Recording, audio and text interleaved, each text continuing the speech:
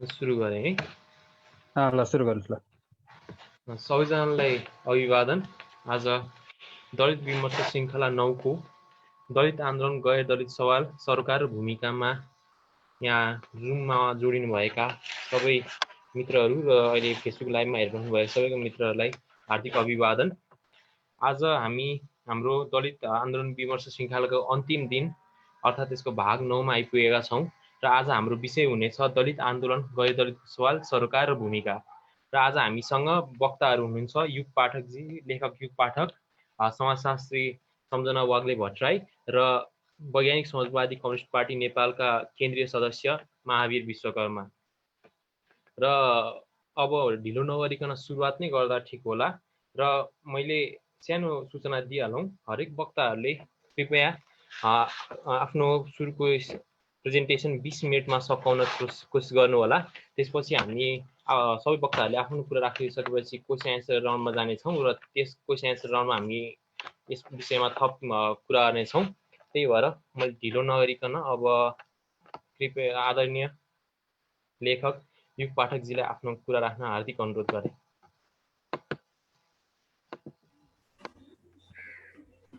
धन्यवाद।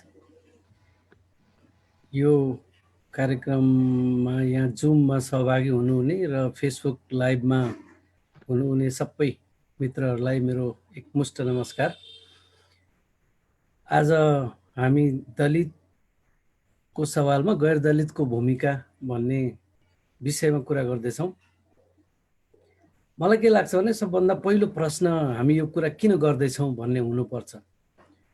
हामी दलित आन्दोलनको विभिन्न चरणहरू पार गर्दै अहिले पनि आन्दोलनको एउटा नयाँ चरणमै छौँ। यो आन्दोलन सकिएको छैन, यो आन्दोलनको लामो इतिहास भइसकेको छ। एउटा सधैँभरि हेरिने दृष्टिकोण भनेको के हो भने दलितको मुद्दा दलितको मात्रै हो कि अरूको पनि हो। त्यही भएर आजको यो हाम्रो शीर्षक पनि गैर दलितको भूमिका हामी यसमा खोजिरहेछौँ। गैर दलितको भूमिका किन खोज्दैछौँ भने सबभन्दा पहिलो सवाल यो दलितको हो कि या अरूको पनि हो भन्ने सवाल यसमा आइपुग्छ। अनि अर्को सवाल यसमा सोध्नु पर्ने सवाल के हो भने हामीले चाहेको समाज कस्तो हो, हामीले बनाउन खोजेको समाज कस्तो हो। अहिले हामी जस्तो समाजमा बाँचिरहेछौँ, यो समाजभित्र हामीले भोगिरहेका समस्याहरूलाई हामीले कसरी हेरिराखेका छौँ। यी समस्याहरू सामान्य एउटा सिस्टमभित्र सुधार गर्न सकिने समस्या हुन् अथवा अलि फराकिलो छ यसको आयाम, यसबारेमा विचार गरिनुपर्छ भन्ने लाग्छ। यति प्रश्नहरू सोधिसकेपछि मलाई लाग्ने चाहिँ के भने दलितको बारेमा भारतमा अम्बेडकरले गरेको अध्ययन हामीले ध्यानले एकपटक हेर्न पर्छ। अम्बेडकर कुन कुन चरणबाट गुज्रिए भन्ने पनि हामीले मोटामोटी थाहा पाउन जरुरी छ। अम्बेडकर सुरुमा मार्क्सवादी विचारधारामा एक प्रकारले आस्था राख्थे र भारतमा चलेको एउटा समाजवादी लाइन थियो, प्रजातान्त्रिक समाजवाद भन्ने पनि हुन्छ, जो काङ्ग्रेसले अहिले पनि भन्ने गर्छ नेपालमा। त्यो लाइनले चाहिँ समाजलाई समाजवादतिर लैजाने, तर त्यसको विधि चाहिँ प्रजातान्त्रिक हुने भन्थ्यो। तर त्यो प्रजातान्त्रिक भने के हो भन्दाखेरि त्यो चाहिँ 19औं शताब्दीमा युरोपमा विकास भएको डेमोक्रेसीवाला सिद्धान्त हो, जुन सिद्धान्त आज संसारभरि एकमात्र र रुलिङ सिद्धान्त मानिन्छ, जसले संसारलाई शासन गरिरहेको ठानिन्छ। विभिन्न किसिमका भेराइटीहरूका साथ संसारभरि यो प्रणाली लागू भएको मान्यता राखिन्छ, केही अपवादहरूलाई छाडेर। मलाई चाहिँ के लागिरहन्छ भने दलितको सवालमा अम्बेडकर मार्क्सवाद हुँदै पछि मार्क्सवादले दलितको समस्या हल गर्न सक्दैन भनेर बुद्ध दर्शनमा पुगे। बुद्ध दर्शनमा पुग्नुको पछाडि उनको लजिक के थियो भने मार्क्सवादले दलित दक्षिण एसियामा भएको दलितको समस्यालाई देख्दैन, अर्थात् मार्क्सवादको वर्ग विश्लेषणभित्र दलितको समस्या अटाउँदै। त्यसपछि आज नेपालमा पनि बहस भइरहेको र दक्षिण एसियामा पनि बहस भइरहेको अर्को लाइन के हो भने दलितको सवाल चाहिँ मार्क्सवादभित्र अटाउनको लागि सबभन्दा पहिला वर्ग विश्लेषणमा जात व्यवस्थाको भूमिका हेर्नुपर्छ, वर्ण व्यवस्थाको भूमिका हेर्नुपर्छ भन्ने हो। वर्ण व्यवस्थाको भूमिका हेरिसकेपछि दक्षिण एसियाको वर्ग निर्माणमा वर्ण व्यवस्थाको एकदमै निर्णायक भूमिका छ भनेर मान्ने गरिन्छ र त्यसमा बहस जारी छ। मलाई चाहिँ के लाग्छ भने जात व्यवस्थालाई अहिले भर्खरै को नयाँ उदाहरणहरू ल्याएर हेर्दाखेरि पनि नेपालमा नवराज विकको हत्या र उनका साथीहरूको हत्या पछाडि जात व्यवस्था कति गढेर रहेको रहेछ भन्ने बारेमा एउटा फ्रेस नयाँ बहस चाहिँ सुरु भयो। तर यो हरेक पटक यसरी नै नयाँ हुने गर्छ। हरेक पटक दलितहरूले आफ्नो बलिदानी दिइसकेपछि यो समाज व्यवस्थाभित्रको राज्य व्यवस्थाभित्रको एउटा वर्ण व्यवस्थावाला विचारले मानिसको जब हत्या गर्छ, मानिसमाथि जब ठुल्ठुला हिंसाहरू थोपर्छ र त्यसको ताजा उदाहरणहरू आउँछन्, त्यस पछाडि हामी एक प्रकारले नयाँ बहसमा चाहिँ प्रवृत्त हुन्छौँ, एक प्रकारले बहस गर्न थाल्छौँ। तर यसको आयाम लामो छ, पुरानो छ र धेरै समयदेखि यसको विभिन्न तरिकाले यसमाथि बहस हुँदै आएको छ। नेपालमै विभिन्न राजनीतिक दलहरू बन्न थालेदेखि करिब अङ्ग्रेजी मितिमा भन्ने हो भने 1940s देखि नै जब राजनीतिक दलहरू बढ्न थाले त्यति बेलादेखि नै दलितको सवाललाई लोकतन्त्रवाला पार्टी जसले काङ्ग्रेसले प्रतिनिधित्व गर्छ र कम्युनिस्ट मार्क्सवादी सिद्धान्त मानेर आउने कम्युनिस्ट पार्टी दुईटैले एउटा एजेन्डाको रूपमा लिएर हिँड्ने गरेका चाहिँ छन्। त्यसरी लिएर हिँड्दाखेरि पार्टीहरूले दलित सङ्गठनहरू पनि बनाउने गरेका छन्। दलित आन्दोलनलाई एक प्रकारले आफूभित्र समाहित गरेर हिँड्ने गरेको देखिन्छ। पछिल्लो समयमा माओवादी जनयुद्धमा पनि दलितको अलग्गै मुक्ति मोर्चा बनाएर त्यसले अलग ढङ्गले काम गरेको देखिन्छ र पहिलो संविधान सभामा आइपुग्दाखेरि नयाँ राज्यको पुनर्संरचना गर्ने ठाउँमा समावेशी राज्य बनाउनु पर्छ र त्यो समावेशी राज्य बनाउँदाखेरि सबै उत्पीडित समुदायहरूको समानुपातिक प्रतिनिधित्व हुनुपर्छ भन्ने बहस चलेको हो। म अहिले यति बेला के देखिरहेको छु भने त्यही बहसलाई आजको आन्दोलनमा ल्याएर हेरौँ। आजको आन्दोलनमा ल्याएर हेर्दा कस्तो देखिन्छ भने काठमाडौँमा र अन्यत्र पनि नवराज विकको हत्या पछाडि र एउटा चाहिँ दलित र गैर दलित बीचको प्रेम सम्बन्धलाई क्रूरतापूर्वक सामूहिक हत्या गरेर चाहिँ समाप्त पारेको घटना पछाडि विभिन्न ठाउँमा आन्दोलनहरू उठेको देखिन्छ। काठमाडौँमा पनि त्यस्ता आन्दोलनहरू भए, अन्यत्र पनि भए। काठमाडौँकै आन्दोलनलाई एकछिन अघिल्तिर राखेर हेर्दा कस्तो देखियो भने केही दल सम्बद्ध दलित सङ्गठनहरूको एउटा साझा मोर्चाले काठमाडौँमा आन्दोलन गरिरह्यो। त्यस सँगसँगै त्यसलाई काउन्टर दिउँला जस्तो गरिकन सत्ताधारी नेकपाको दलित सङ्गठनले पनि आन्दोलन गर्यो। ती दुई थरी आन्दोलनहरू एक ठाउँमा मिल्न सकेनन्, अलग अलग ढङ्गले आफ्नो आन्दोलन जारी राखे। अन्यत्र पनि त्यस्तो प्रकारको भयो र यस्ता बहसहरूमा पनि कसले कतातिरबाट बहस गर्ने भनेर विभिन्न किसिमका दलित सङ्गठनहरूले अथवा पार्टी सम्बद्ध यो मुद्दालाई अगाडि सार्ने विभिन्न सङ्घ संस्थाहरूले पनि आफ्नो आफ्नो हिसाबले यो बहसलाई अगाडि बढाइराखेको देखिन्छ। साझा मुद्दा हेर्दाखेरि ठिकै हो, आखिर यो चाहिँ छुवाछुत र जातीय भेदभाव खास गरिकन वर्ण व्यवस्थाले निर्माण गरेको दलित र गैर दलित डाइकोटमी छ, यो चिजलाई हटाउनु पर्छ भन्ने मोटो कुरा गर्ने मामलामा सबै एकै ठाउँमा देखिन्छन्। तर जब आन्दोलन भइरहेको देख्छौँ हामी, आन्दोलन भइरहेको ठाउँमा चाहिँ कस्तो देखिन्छ भने सबैले आफ्नो आफ्नो मोर्चा बनाएका छन् र त्यो मोर्चा बनाउँदाखेरि पनि ती पार्टी स्वयं चाहिँ त्यो आन्दोलनको नेतृत्वमा आउँदैनन्। त्यो पार्टीको दलित सङ्गठनलाई मात्रै आन्दोलन गर्ने छुट छ जस्तो गरिकन अरू सबै चुपचाप बस्छन्। यस्तो किन हुन्छ त? के दलितको समस्यालाई अथवा दलित भन्ने जुन क्याटेगोरी वर्ण व्यवस्थाले बनाएको छ र समाजमा यसको रोग हामीले भोगिराखेका छौँ, यो चिजको उन्मूलन गर्नको लागि अथवा यो चिजलाई हटाएर समाजलाई स्वस्थ र सृजनशील समाज निर्माण गर्नको लागि दलितहरूले मात्रै आन्दोलन गर्ने हो अथवा दलित सङ्गठनहरूले मात्रै आन्दोलन गर्ने हो अथवा एक दिनको सडक आन्दोलनको मात्रै कुरा होइन, यसको वैचारिक आन्दोलनको आयाम पनि छ, यसको सामाजिक सांस्कृतिक आन्दोलनको आयाम पनि छ। त्यो दलितहरूले मात्रै गर्ने हो अथवा दलित सङ्गठनको अथवा दलित मुद्दाको पक्षमा पैरवी गर्ने मानिसहरूले मात्रै गर्ने हो या अरू सबैले पनि गर्न आवश्यक छ त भनेर हेर्दाखेरि चाहिँ सोझो कुरा गर्ने हो भने सबैजना लाग्नुपर्ने हो भन्छन्। जस्तो कि आज हामी यहाँ सिधा एक लाइनमा भन्न सक्छौँ गैर दलितहरूको पनि महत्त्वपूर्ण भूमिका हुन्छ। गैर दलितहरू नलागिकन दलित मात्रै लागेर यो मुद्दाको यो आन्दोलनको छिनोफानो हुँदैन भन्ने कुरा हामी भन्न सक्छौँ। त्यसलाई एक लाइनमा भन्यो भने हाम्रो कुरो अहिलेलाई टुङ्ग्यो, तर कुरा त्यहाँ टुङ्गिन्छ जस्तो मलाई लाग्दैन। हामीले ध्यानले हेर्नुपर्ने ठाउँ कहाँनिर छ भने यो समस्या अथवा यो मुद्दा हामीले समस्या किन मान्यौँ र यो समस्याको धागो कहाँ कहाँसम्म कसरी कसरी जोडिन्छ यसलाई त्यसरी हेर्नुपर्छ जस्तो लाग्छ मलाई।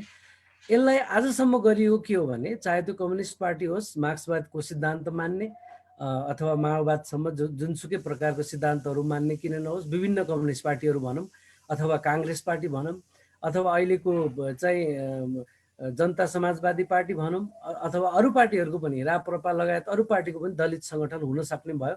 किनभने समाजमा दलितको उल्लेख्य जनसङ्ख्या छ भनिसकेपछि त्यो जनसङ्ख्यालाई इङ्गेज गरिराख्न र त्यो जनसङ्ख्यालाई आफ्नो पार्टीको बल बनाउनको लागि सबैले चाहिँ आफ्नो ढङ्गले सङ्गठन बनाउने, मान्छेलाई अर्गनाइज गर्ने र आफ्नो आफ्नो हिसाबले त्यो जनसङ्ख्यालाई आफ्नो पक्षमा पार्न खोज्ने हुन सक्ने भयो। त्यो ठुलो कुरा भएन।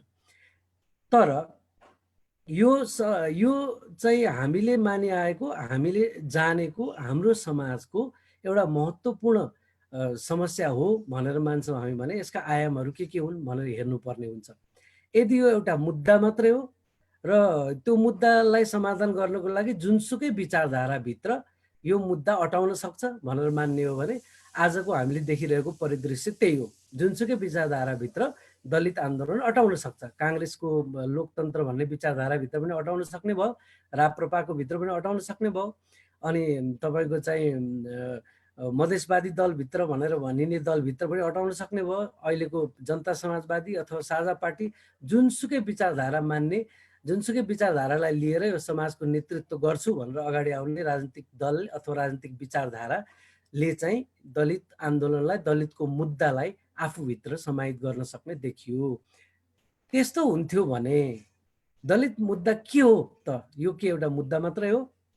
यसको आयाम चाहिँ समाजभित्रका केही सांस्कृतिक कुराहरू मात्रै हुन्, जस्तै कि पञ्चायतले पनि छुवाछुत भेदभाव हटाउनुपर्छ भनेर एउटा प्रकारको काम गरेको देखिन्छ, नारा लगाएको देखिन्छ, रेडियोहरूबाट चाहिँ त्यस्ता प्रकारका चाहिँ सन्देशहरू प्रसारण गरेको देखिन्छ। के त्यतिले पुग्यो त भन्यो भने पुगेन छ।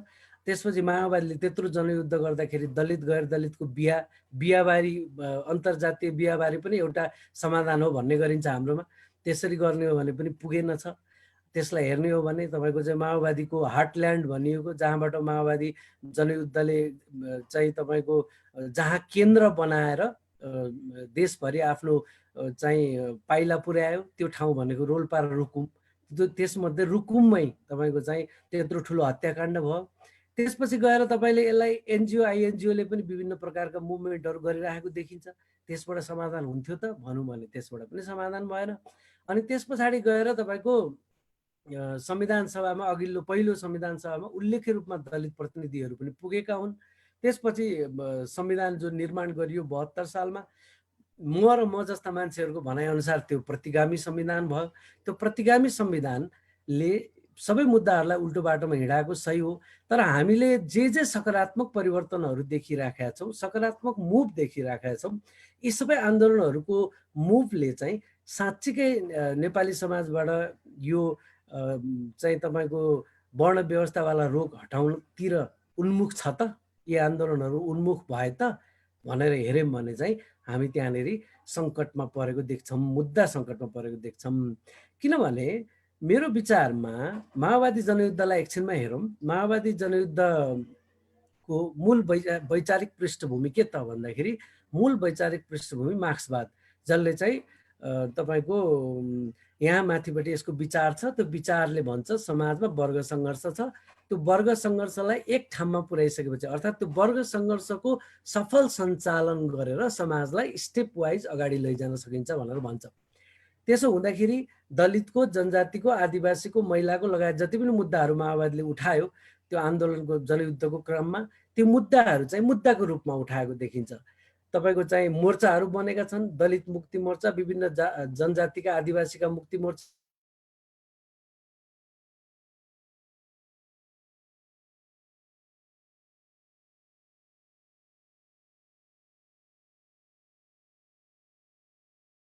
चाहिँ ठुलो बल पुर्याएका छन् र माओवादी पार्टीको एउटा शक्ति निर्माण गर्नलाई त्यसले ठुलो चाहिँ शक्तिको भूमिका चाहिँ खेलेको देखिन्छ। त्यसो गर्दाखेरि तपाईको विचारले चाहिँ वर्ग सङ्घर्ष भन्छ र त्यो वर्ग सङ्घर्ष पनि कसरी भन्दाखेरि युरोपको मोडेलमा व्याख्या गरिएको वर्ग सङ्घर्ष जसले चाहिँ सामन्तवाद पुँजीवाद भनेर हिसाब किताबमा व्याख्या गर्छ र त्यस अन्तर्गत नेपाललाई चाहिँ अर्ध सामन्ती अर्ध औपनिवेशिक भनेर माओवादीले व्याख्या गरेको थियो। त्यसो हुँदाखेरि अर्ध सामन्ती भएको हुनाले नेपालको वर्ग सङ्घर्षभित्र दलितको एउटा महत्त्वपूर्ण भूमिका त हुने भयो उनीहरूको व्याख्या अनुसार। तर त्यो कसरी हुने भयो? मूल विचारको अन्तर्गत एजेन्डाको रूपमा मुद्दाको रूपमा हुने भयो। त्यसो हुँदाखेरि कस्तो देखियो भने विचार यता मास्तिरपट्टि छ वर्ग सङ्घर्षवाला विचार, यता तलतिरपट्टि मुद्दा छ। यो मुद्दा विचारभन्दा बलियो त हुने भएन। त्यही भएर माओवादीले सधैँ भन्ने गर्थ्यो वर्ग सङ्घर्षको मातहतमा दलितको मुद्दा, वर्ग सङ्घर्षको मातहतमा जातीय मुक्तिको मुद्दा भनेर भन्ने गरेको थियो। महिलाको मुक्तिको मुद्दा पनि त्यही भनेर भन्ने गरेको थियो। त्यसो हुँदा विचार यतापट्टि छ अनि यी मुद्दाहरू भए। तर सामान्यतया विचारले मुद्दा जन्माउने हो, विचारले कार्यक्रम जन्माउने हो। तर यहाँ भइरहेको के छ भने तपाईँको शक्ति चाहिँ यी मुद्दा भन्ठानिएको विषयबाट निर्माण भइरहेको छ। शक्ति यताबाट निर्माण भइरहेको छ, विचार यतापट्टि ठिङ्गुलै बसिरहेछ। शक्ति जसले निर्माण गरेको छ त्यसलाई विचार भन्ठानिएको छैन। यहाँनिर मैले भन्न खोजिरहेको कुरा के हो भने दलितको कुरा गर्नुहोस्, जनजातिको कुरा गर्नुहोस्, आदिवासीको कुरा गर्नुहोस् या महिलाको कुरा गर्नुहोस्, यिनीहरू विश्व दृष्टिकोणभित्र पर्छन् कि पर्दैनन्? तपाईँले नेपाली समाज अथवा दक्षिण एसियाको समाजलाई व्याख्या गर्न चाहनुभयो भने त्यसरी व्याख्या गर्दा तपाईँको विश्व दृष्टिकोण यी चिजहरूलाई अलग्ग राखेर व्याख्या हुन सक्छ कि सक्दैन? जस्तै दलितकै मुद्दामा केन्द्रित भएर हेरौँ, दलितको अर्थतन्त्र छ कि छैन? अर्थतन्त्र पनि छ।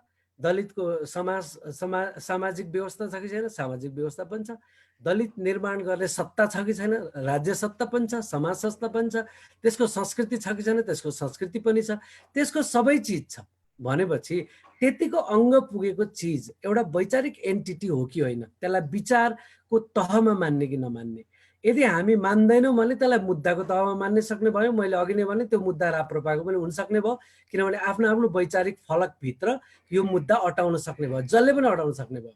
तर यसलाई नै तपाईँले नेपाली समाजको विचारको एन्टिटीभित्र, विचारको एउटा प्याकेजभित्रको एउटा महत्त्वपूर्ण चिज हो भनेर मान्नुभयो भने यसको वैचारिक व्याख्या के हुने भन्ने चाहियो।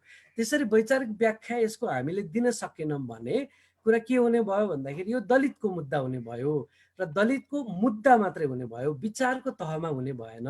र एउटा मुद्दाले तपाईँको एनजिओको कार्यक्रम बनाएर गर्नुहोस् अथवा लेनिनको भाषामा ट्रेड युनियन कन्ससनेस भन्छन् लेनिनले, trade union consciousness, revolutionary consciousness. Trade union कन्ससनेसले चाहिँ ट्रेड युनियन चेतनाले चाहिँ तपाईँको चाहिँ एउटा खास मुद्दा उठाएर एउटा भनौँ न मजदुर सङ्गठन कुरा गर्ने भने त्यसले ज्यालामा दैनिक जीवनको सुरक्षामा या बिमामा तपाईँको बार्गेनिङ गर्न सक्ने भयो, तर सिस्टम त्यसले परिवर्तन गर्न सक्दैन। त्यसकारण ट्रेड युनियन चेतना चाहिँ एक ठाउँमा गएर तपाईँको सानोतिनो फाइदामा त्यसले कम्प्रोमाइज गर्छ, त्योभन्दा अगाडि जान सक्दैन त्यो। तर त्यसले आफ्नो मुद्दाको हल अर्थात् आफ्नो समाजभित्रको त्यो रोगको निदान चाहिँ उसले त्यही विचारधाराभित्र खोज्छ, जुन विचारधाराभित्र चाहिँ तपाईँको सम्झौता गरिन्छ। त्यो विचारधारा विविध हुन सक्ने भयो। जस्तै मैले भनिहालेँ पञ्चायतभित्र पनि त्यो विचारधाराको, त्यो मुद्दाको, विचारधाराको होइन, त्यो मुद्दाको कुरा अटाउन सक्ने भयो। तर यसलाई तपाईँले वैचारिक फलकभित्र लगेर हेर्नु भएन भने हुने के भयो त भन्दा यो मुद्दा चाहिँ दलितकै मुद्दा हुने भयो। जतिसुकै गैर दलित यसमा भूमिका हुनुपर्छ, गैर दलित पनि लाग्नुपर्छ भनेर भनिए पनि गैर दलितले यसलाई तपाईँको सिम्प्याथीको लेभलमा, सहानुभूतिको तहमा अथवा गैर दलितको आफ्नो राजनीतिक बेनिफिटको लागि, आफ्नो राजनीतिक चाहिँ फाइदाको लागि, आफ्नो राजनीतिक सङ्गठनको लागि, राजनीतिक चाहिँ स्पेस निर्माण गर्नको लागि त्यसभित्र उसले भूमिका निर्वाह गर्न सक्ने भयो, मुद्दा उठाउने पनि भयो। तर राज्य सत्तासँग मुद्दाले टक्कर लिन सक्छ त? जस्तै हामीले अघि भन्यौँ तपाईँको दलित बनाउने राज्य सत्ता छ हामीसित, त्यो राज्य सत्ता नेपालकै राज्य सत्ता भन्नुहुन्छ भने यो चाहिँ तपाईँको पूर्वकालदेखि पनि त्यसरी नै निर्माण हुँदै आएको छ। कानुनी रूपमा हेर्नुभयो भने जङ्गबहादुरको 1910 को मुलुकी ऐनदेखि यता त कानुनी रूपमा संस्थागत गरेर जातका आधारमा दण्ड पुरस्कारको व्यवस्था गरिएको छ। त्यही अनुसार समाज सञ्चालन गरिएको छ। त्यही अनुसार कसको भागमा आर्थिक हैसियत कति पर्ने भन्ने निर्धारण गरिएको छ। कसले वीरता पाउने कसले वीरता नपाउने भन्ने कुरा निर्धारण गरिएको छ। त्यसरी नै आज तपाईँले काठमाडौँमा अथवा नेपालै चलाउने केही चाहिँ कुलीन खानदानहरू हेर्नुभयो भने ती खानदानहरू त्यो राणाकालको नेपाली जनताको चाहिँ सम्पूर्ण श्रम र पुँजी जति सबै लुटेर चाहिँ जम्मा पार्ने मानिसहरूको हातमा त्यो सत्ता अहिले पनि छ भनेपछि त्यसले त डिजाइन गरेर बनाएको छ, त्यसको त अर्थतन्त्र पनि छ। अनि भनेपछि त्यो अर्थतन्त्रमाथि आएर तपाईँको चाहिँ 2007 सालदेखि यता वैदेशिक सहायताको सत्ता पनि घुसेको छ। अनि त्यो वैदेशिक सहायताको सत्ताले पनि त्यही चाहिँ तपाईँको ब्राह्मणवादी विचार अन्तर्गत कानुन निर्माण गर्ने चाहिँ राणाहरूको विरासतलाई निरन्तरता दिने शासकहरूलाई नै त्यही दरबारिया त्यही सामन्ती भने पनि भयो, त्यसलाई तिनै शासकहरूको एउटा नयाँ रूप आज आएर पनि तिनैको अर्को नयाँ रूप छ। तिनैलाई भरथेक गर्ने, तिनैलाई बलियो बनाउने गरेको छ, तिनैको सत्तालाई बलियो बनाइदिएको छ वैदेशिक सहायताको सत्ताले आएर पनि। अनि गरेको के छ त भन्दा आधारभूत रूपमा तपाईँले दलितको अर्थतन्त्रलाई हेर्नुभयो, जस्तै ग्रामीण अर्थतन्त्र पहिलाको कुरा गरौँ, त्यो अर्थतन्त्रलाई हेर्नुभयो भने दलितलाई कसरी परिभाषित गर्ने त भन्दा दलितलाई परिभाषित गर्ने कुरो वर्ण व्यवस्थाभन्दा बाहिर तपाईँले चाहिँ एकछिन चाहिँ धर्मनिरपेक्ष भएर हेर्नुभयो भने त्यसले कस्तो बनाउँछ त भन्दाखेरि तपाईँको दलित भनेको शिल्पीहरू, सिप भएका मानिसहरू र तपाईँको भाँडा बनाउन जान्ने गीतकार सङ्गीतकारहरू, बाजा बनाउन जान्ने र बजाउन पनि जान्ने। अनि त्यस पछाडि गएर तपाईँको समाजको महत्त्वपूर्ण ओरल हिस्ट्री मौखिक इतिहास पनि रेकर्ड गरेर राख्न सक्ने अनि तपाईँको विभिन्न प्रकारको सिप तपाईँको चाहिँ भएका र त्यो सिप सञ्चालन गर्न सक्ने, त्यस पछाडि श्रम गर्न सक्ने मानिसहरू भनेपछि उनीहरू त यदि यहाँ चाहिँ चैतन्य मिश्रको भाषालाई सापट्टि लिएर नेपालमा पुँजीवादको विकास भइसक्यो उहिलेदेखि भन्ने हो भने त त्यो पुँजीवादको महत्त्वपूर्ण स्रोत त दलित हुने हो नि त, किनभने सिप उनीहरूसँग छ, शिल्प उनीहरूसँग छ, तपाईँको उत्पादनका महत्त्वपूर्ण चाहिँ जसलाई चाहिँ भनौँ न अहिले आजको दिनमा पुँजीवादको महत्त्वपूर्ण ब्रान्डहरू हेर्नुभयो भने त्यो ब्रान्ड के हो त, कर्पोरेटहरू के हो त भन्दा कपडा बनाउने होइन, कपडा बनाउने, कपडा सिलाउने, अनि त्यस पछाडि तपाईँको चाहिँ भाँडा बनाउने, भाँडाका व्यापारहरू हेर्नु भने कच्चा कच्चा, अनि म्युजिकल इन्स्ट्रुमेन्टको व्यापार हेर्नुहोस्, म्युजिकको व्यापार हेर्नुहोस् कत्रो छ। यो पुँजीवादको यो अंशभित्र दलित त एउटा महत्त्वपूर्ण औजार हुनुपर्ने हो, त्यहीँबाट विकास भएर आउनुपर्ने हो नेपालको पुँजीवाद। यदि पुँजीवादै विकास भएको मान्ने हो भने भनेपछि त्यो चिजलाई कसरी चाहिँ तपाईँको सुरुमा वर्ण व्यवस्थाले ध्वस्त बनाउँदै लिएर आयो, अनि पछाडि आएर जब तपाईँको 7 साल पछाडि तपाईँको चाहिँ वैदेशिक सहायताको सत्ता इन्ट्री मार्यो र विकासको नयाँ सिद्धान्त त्यस सँगसँगै इन्ट्री मार्यो नेपालमा, त्यो विकासको सिद्धान्त सँगसँगै उत्पादक यी शक्तिहरू, यी सिप भएका शिल्प भएका तपाईँको श्रम गर्न सक्ने शक्तिहरू चाहिँ क्रमशः उनीहरूको पेसाबाटै चिउतुने अवस्था आयो। जबकि उनीहरूसित नेपालको पुँजीवाद यदि साँच्चै मान्ने हो भने त्यहाँबाट पुँजीवादको नाभिबाट विकास गर्न सक्ने सम्भावना भएका मानिसहरू आफ्नै पेसाबाट च्युत हुँदै जाने अवस्था आयो। अनि जब यसको चाहिँ तपाईँको विश्व बजारमा यसको चाहिँ महत्त्वपूर्ण भागीदारी हुने दिन आयो, त्यति बेला तपाईँको गीत सङ्गीतको बजारमा पनि गैर दलितहरूको चाहिँ गैर दलितहरू नै त्यसको पुँजीपति पनि श्रमिक पनि भएर देखा पर्न थाले। अनि त्यस पछाडि गएर तपाईँको भाँडाको व्यापारी होस् कि कपडाको व्यापारी होस् कि सिलाउने व्यापारी होस्, सबै उनीहरू नै आउन थाले।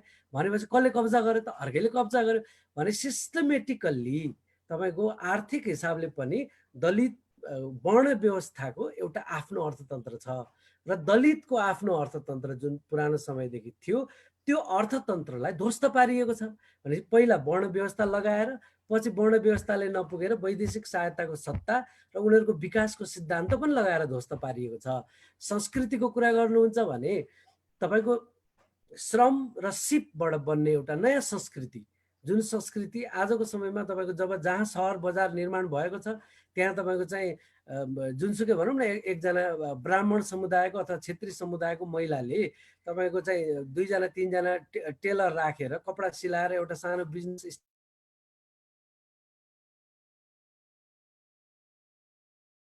चाहिँ इनोभेसन भनेर महत्त्वपूर्ण एउटा व्यापारिक चाहिँ भनौँ न एउटा औद्योगिक कोसिस भनेर न्युज बनाउँछ। त्यो न्युज बनाउने ठाउँमा त्यसको त्यो सांस्कृतिक जुन भ्यालु थियो, जुन गुणवत्ता थियो, त्यो गुणवत्ता त दलितहरूसँग थियो, त त्यो गुणवत्तालाई ध्वस्त पारेर दलितको भागमा संस्कृतिको कुन विरासत कन्टिन्यू गरियो भन्दा तपाईँको वर्ण व्यवस्थाको विरासत कन्टिन्यू गरिएको छ भनेपछि त यसमा त संस्कृतिको सत्ता पनि बनाइएको छ, समाजको सत्ता त हुने नै भइहाल्यो, राज्य सत्ता पनि यसमा लागेको छ र आजको राज्य सत्ता पनि यो व्यवस्थालाई जस्ताको तस्तै कायम राख्नको लागि यो सानातिना घटनामा हेर्नै पर्दैन, मूलभूत रूपमा नै यो व्यवस्थालाई निरन्तरता दिनको लागि भनेर आजको सत्ता गठन भएको छ। यो अहिलेको संविधान निर्माण भएको छ र यो सत्ताले त्यसलाई बखुबी निभाइराखेको छ। उसले चाहिँ अधिकार सुनिश्चित गर्न चाहन्छ, न जनजातिको अधिकार, न आदिवासीको, न महिलाको अधिकार सुनिश्चित गर्न चाहन्छ र यो संयोगवश भएको पनि होइन, यो राष्ट्रवाद राष्ट्रियता आदि आदि हावादारी गफका कारणले भएको पनि होइन। यो वर्ण व्यवस्था र पछिल्लो समयको अरुन्धती रोयको भाषामा भन्ने हो भने वर्ण व्यवस्था र पुँजीवादको एउटा गजबको तपाईँको ब्राह्मणवाद र पुँजीवादको एउटा गजबको तपाईँको गठजोड निर्माण भएको छ दक्षिण एसियामा र त्यो गठजोडको शासन हो र यो आफैमा एउटा विश्व दृष्टिकोण हो। अब यो विश्व दृष्टिकोणलाई हामीले चिनेनौँ भने यसको काउन्टरमा विश्व दृष्टिकोण बनाउने भएनौँ र दलितको कुरालाई हामीले एउटा मुद्दा बनाइराख्ने भयौँ। अस्ति मैले जेबी विश्वकर्माजीको कार्यक्रम हुँदै गर्दाखेरि एउटा प्रश्न राखेको थिएँ। त्यो प्रश्न के छ भने दलितको आफ्नै राजनीतिक पार्टी हुनसक्छ कि सक्दैन भनेर प्रश्न राखेको थिएँ। एकछिनलाई हाइपोथेटिकलै सोचौँ, तपाईँले चाहिँ कम्युनिस्ट पार्टी अथवा काङ्ग्रेस पार्टी अथवा राप्रपा पार्टी अथवा साझा पार्टीभित्र दलित सङ्गठन हुन्छ भन्ने कुरा सहजै स्वीकार गरेर आयौँ हामी, त्यसकारण सहजै स्वीकार गर्न सक्नुहुन्छ, त्यसमा तपाईँलाई अनौठो लाग्दैन। तर एकछिनलाई सोचौँ दलितको आफ्नै पार्टी हुनसक्छ कि सक्दैन। तर दलितको पार्टी आफ्नो हुनसक्छ कि सक्दैन भन्ने कुरा दलितले पार्टी बनाउँछन् कि बनाउँदैन अथवा जनजातिले हिजो पार्टी बनाए जस्तै लिम्बुवानको आफ्नै लिम्बुवानको पार्टी बनाएको छ, आज पनि मधेसमा पार्टीहरू छ, त्यसको कारणले के भयो, के कुन ठाउँमा पुग्यो भन्ने अनुभव आफ्नो ठाउँमा छ। तर त्यो पार्टी बनाउन सकिन्छ कि सक्दैन भन्ने कुरा चाहिँ यो विश्व दृष्टिकोण दलित मुद्दाको विश्व दृष्टिकोण हुनसक्छ कि सक्दैन, अथवा दलित मुद्दालाई हामीले एउटा मुद्दाको रूपमा मात्रै ठान्छौँ अथवा एउटा बृहत्तर वैचारिक दृष्टिकोणको रूपमा लिन्छौँ त भनेर हेर्नुपर्ने हुन्छ। यदि तपाईँले यसको बृहत्तर वैचारिक दृष्टिकोण मान्नुहुन्छ भने दलित समुदायको अथवा दलित विचार दलित बनाउने व्यवस्थाको विरुद्धमा एउटा विश्व दृष्टिकोण भएको पार्टी निर्माण हुन सक्छ कि सक्दैन त? त्यस्तो पार्टी निर्माण हुन सक्छ। खैर त्यो पार्टी दलितै मात्र सदस्य हुनुपर्छ भन्ने भएन त्यसको, तर त्यसको एउटा वैचारिक आधार हुन सक्छ भनेर हामीले पहिला इमेजिन गर्न पर्यो, पहिला त्यो सोच्न पर्यो। जस्तै लिम्बुवानको लिम्बुवान पार्टी नभएको होइन, मधेसमा चाहिँ मधेसवादी भनेर भनिएका पार्टी नभएको होइन।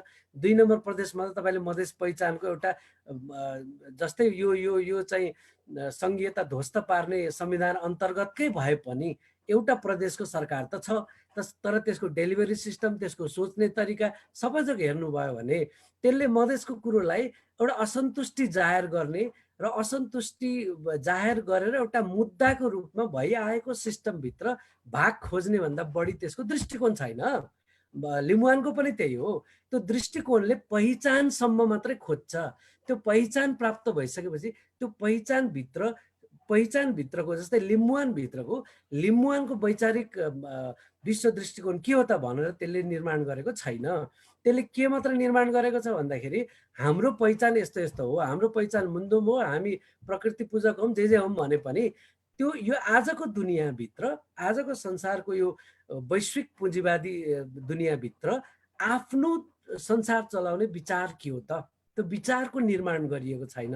त्यो विचारको निर्माण नभएको हुनाले यो भित्र एडजस्ट हुने भनेको त तपाईँले या त एउटा लिम्बुवान चाहिँ मोर्चा बनाएर कुनै भइआएका राजनीतिक पार्टीभित्र त्यो मोर्चा हुन सक्ने भयो, या बाहिर भए पनि त्यो कुनै भइआएको एक्जिस्टिङ राज्य सत्ताभित्रको एउटा मोर्चाभन्दा फरक नहुने भयो। त्यसकारण यसलाई विश्व दृष्टिकोणको रूपमा हामीले हेर्न सिक्नुपर्छ र त्यसरी हामीले इमेजिन गर्न थाल्नु पर्यो, सोच्न थाल्नु पर्यो। त्यसरी सोच्न थाल्यौँ भने बल्ल हामीले हाम्रो समाज चिन्ने दृष्टिकोण निर्माण गर्न सक्छौँ, त्यस्तो विचार निर्माण गर्न सक्छौँ र त्यो विचारभित्रबाट बल्ल तपाईँले नयाँ समाजको संरचना कस्तो हुने, नयाँ समाजको समाजशास्त्र कस्तो हुने, नयाँ समाजको मानवशास्त्र कस्तो हुने, नयाँ समाजको चाहिँ सबै चिज कस्तो हुने, अर्थतन्त्र कस्तो हुने भनेर बल्ल सोच्न सक्नुहुन्छ। नत्र त तपाईँले सोच्नै नसक्नुहुने भयो। सामान्यतः तपाईँको मार्क्सवादको एउटा प्रणाली छ, एउटा व्याख्या गर्ने एउटा तरिका छ, अनि त्यो तरिकालाई मानेर आउँदाखेरि तपाईँको चाहिँ एउटा खालको तपाईँ व्याख्यामा पुग्नुहुन्छ र त्यो व्याख्याले चाहिँ पुँजीवादको हाइएस्ट रूपमा विकसित नभइकन समाजवादी आन्दोलन हुँदैन भन्छ। अनि अन्तिममा आएर सबैले पुँजीवादको विकास गर्नुपर्छ भनेर चैतन्य मिश्रले भने जस्तो भन्छन् र त्यसरी नै पुँजीवादको विकास गरेर युरोप अमेरिका आजको ठाउँमा आइपुगिसके। तर उनीहरूभित्र कहिले समाजवादी क्रान्ति हुने बिउ निस्क्यो त भन्यो भने 5000 वर्ष लाग्छ भन्न सक्ने भयो। तर मलाई के लाग्छ भने यो हामीले हाम्रो समाजभित्र अझै युरोपको समाजभित्र पनि त्यो अहिले चलिआएको विचारधाराहरूले आजको समाजको दुःखहरू, आजको समाजको अवरोधकहरू, समाजलाई न्यायपूर्ण र मानवीय बनाउने, समाजलाई चाहिँ बढी तपाईँको उत्पादनशील, उत्पादनमुखी र कम डिस्ट्रक्टिभ, कम हिंस्रक बनाउने र बिस्तारै बिस्तारै तपाईँको चाहिँ समाजलाई अझै मानवीय बनाउँदै लैजाने कोसिसको अगाडि जाने बाटो निर्माण गर्ने कुरो चाहिँ पहिलो कुरो वैचारिक हुन्छ। र त्यो वैचारिक आधार हामीले निर्माण गर्न सक्यौँ भने मात्रै यो चिजमा हामीले अगाडि बढ्ने बाटो पाउँछौँ। होइन भने चाहिँ मुद्दा मात्रै हुने भयो। अनि मुद्दा मात्रै हुँदाखेरि चाहिँ तपाईँको कसैले एनजिओको मार्फतबाट 2-4 कार्यक्रम लिएर आएर त्यसलाई समाधान गर्न खोज्ने भयो। कसैले त्यही भित्र दलितको भूमिका अलग्गै, गैर दलितको भूमिका अलग्गै खोज्न थाल्ने भयौँ। तर यसलाई समग्रतामा हेर्ने भएनौँ। समग्रतामा हेर्ने बित्तिकै त्यो त गैर दलितको या दलितको भन्ने प्रश्नै उठ्दैन। यो त एउटा वैचारिक प्रश्न हो। जस्तै म पुरुष भएँ, म ब्राह्मण जातको भएँ, म अलि हुने खाने परिवारको भएँ भनेपछि, आर्थिक स्तरको भएँ भनेपछि मेरो त कामै भयो नि। भन्नु न, तपाईँको गरिबको कुरा उठाउनलाई मेरो काम भएन, होइन? दलितको कुरा उठाउनलाई मेरो काम भएन, अथवा महिलाको कुरा उठाउनलाई, जनजातिको कुरा उठाउनलाई मेरो काम भएन। यदि यसलाई हामीले दृष्टिकोण बनाएर हेऱ्यौँ भने सबैको काम हो, यो कसैको मात्रै काम होइन। यो यसको काम हुने, उसको काम हुने होइन। यसको काम हो र उसको चाहिँ यति भूमिका हो, उसको चाहिँ यति भूमिका हो भनेर तय गरिदिएको चाहिँ यो चलिआएको विचारधाराले हो। त्यही भएर अहिले सडकमा आन्दोलन भइरहँदाखेरि पनि दलित सङ्गठनहरू मात्रै उत्रेको हो। नेकपाको दलित सङ्गठन आएर 4वटा नारा बजारमा लगाइदिएपछि नेकपाको भूमिका सकियो। काङ्ग्रेस अथवा अर्को पार्टीको पनि दलित सङ्गठन आएर 4वटा नारा लगाइदिएपछि उसको भूमिका पनि सकियो। तर राज्य सत्ताको जुन मोडेल छ, अर्थतन्त्रको जुन मोडेल छ, समाज व्यवस्था चलाउने जुन मोडेल छ, जुन विचार, जुन वैचारिकले यो सब चिज चलाइरहेछ, त्यो भित्र हामी छिर्नै नसक्ने भयौँ। त्यसकारण यसको पहिलो सुरुवात त्यहाँबाट हामीले गर्नुपर्छ। अनि मात्रै हामीले सबको भूमिका त्यहाँ भेटाउँछौँ, सबैको भूमिका भेटाउँछौँ, यसको या उसको भन्ने नै होइन। जस्तै अहिले दलितको ऊ भइरहँदाखेरि, तपाईँको चाहिँ आन्दोलन भइरहँदाखेरि जनजातिको खोइ त भन्ने कुरा उठ्यो। अनि जनजातिका साथीहरूले, हाम्रा साथीहरूले आवाजै उठाएनन्। अथवा मानौ कि हामी अलग्गै हो भनेर सोचिरहेछ। मधेसीहरूसँग कुरा गर्दाखेरि पनि मधेसी एक्टिभिस्टहरू हाम्रो खोइ त भनेर कुरा गरिरहेछन्, अलग्गै बनाएर कुरा गरिरहेछन्। यो छुट्याउने कुरा नै वर्ण व्यवस्था हो। अलग्गै यो यसको हो, यो यसको होइन भन्ने नै वर्ण व्यवस्था हो।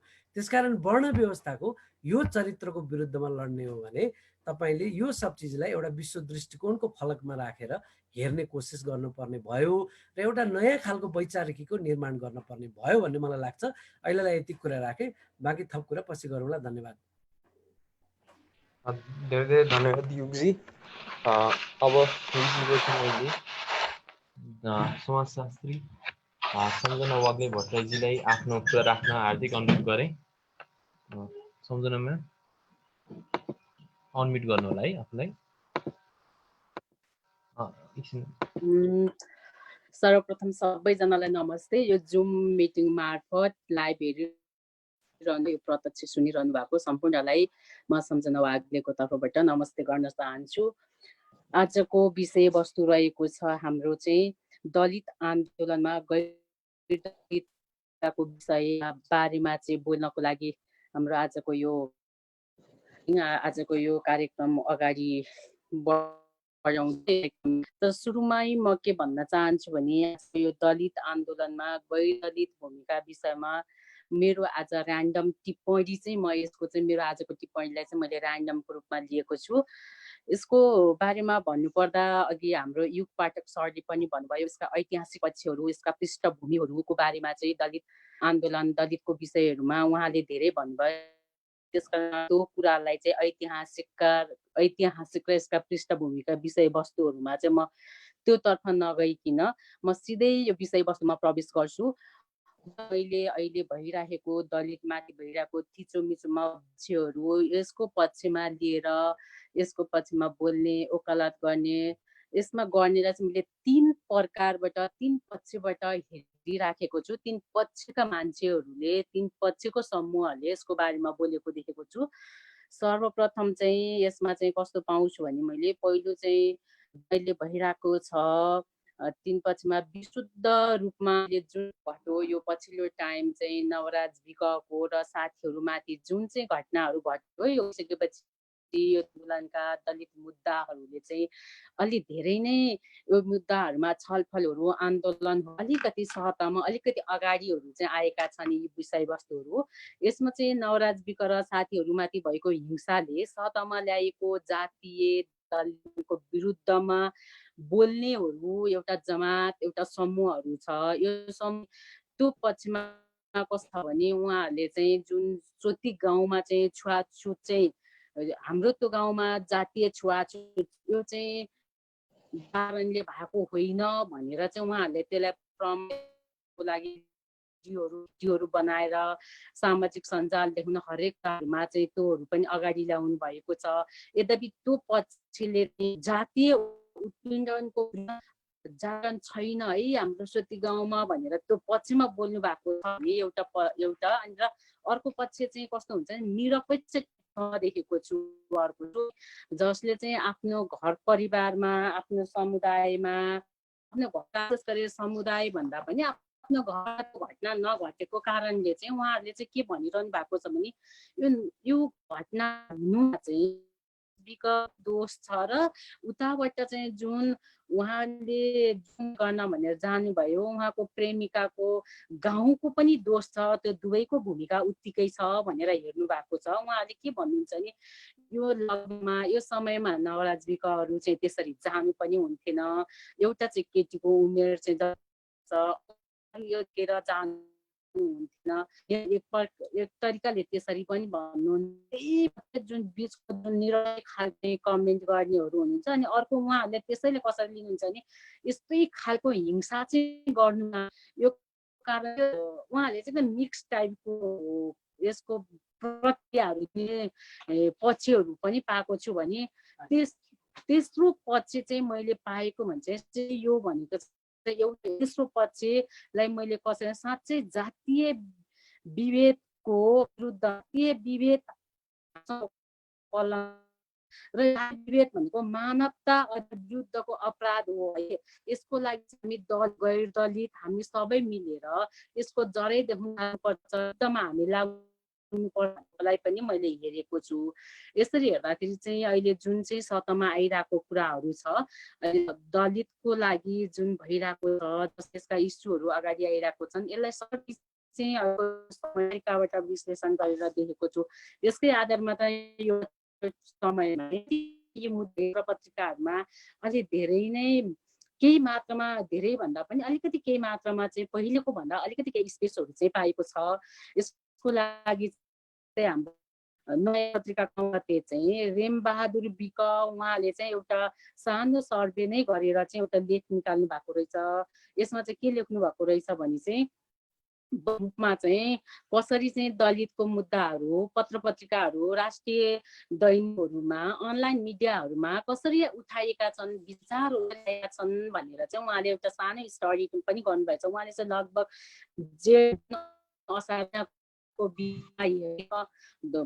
पत्रिका जस्तै कान्तिपुर नयाँ पत्रिका नागरिक दैनिकदेखि अन्नपूर्ण पोस्ट समाचार पत्र गोर्खापत्र सेतो पार्टी पार्टी बाराखरीलाई यतिवटालाई लिएर उहाँले गरेको लेखमा चाहिँ 80वटा चाहिँ दलित लेखहरू छापिएको चाहिँ उहाँ रहेछ। त्यसमा चाहिँ 30वटा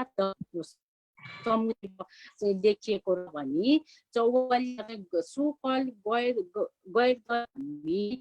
उहाँहरूको विचारहरू आएको रहेछ।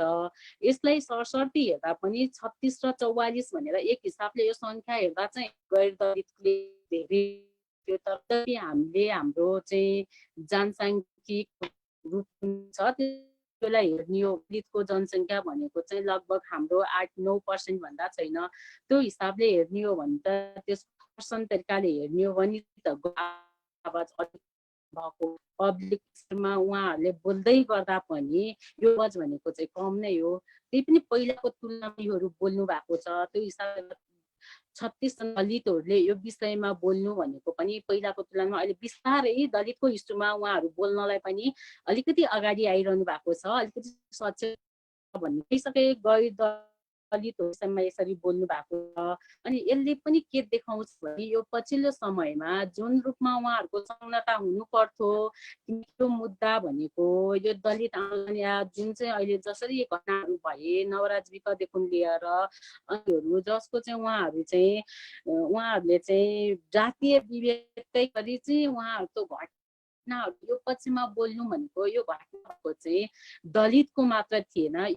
यो चाहिँ मानवीय घटना यो चाहिँ आम मानिसको मुद्दा हुनुपर्ने विषयमा त्यसरी अगाडि जुन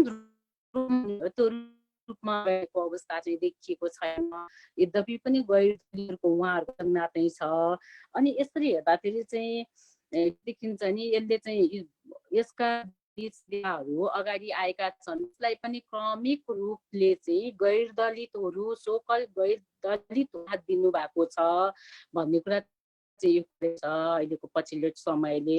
अनि त्यसमै पनि अर्को पनि जोड्न चाहन्छु यो दलित जातीय विभेदको कुराहरू गरिरहँदाखेरि जस्तै अब यो 10 वर्ष जुन जनयुद्ध भयो त्यतिखेर चाहिँ के भयो भने यो जातीय व्यवस्थालाई चाहिँ जरेदेखि उखालिएर हामीले फ्याँकेका छौँ, हामी यसको विरुद्धमा छौँ भनेर जसरी कुराहरू आएका थिए। यद्यपि त्यो बेलामा केही त्यस्ता कुराहरूमा चाहिँ अन्तर्जातीय बिहेदेखि लिएर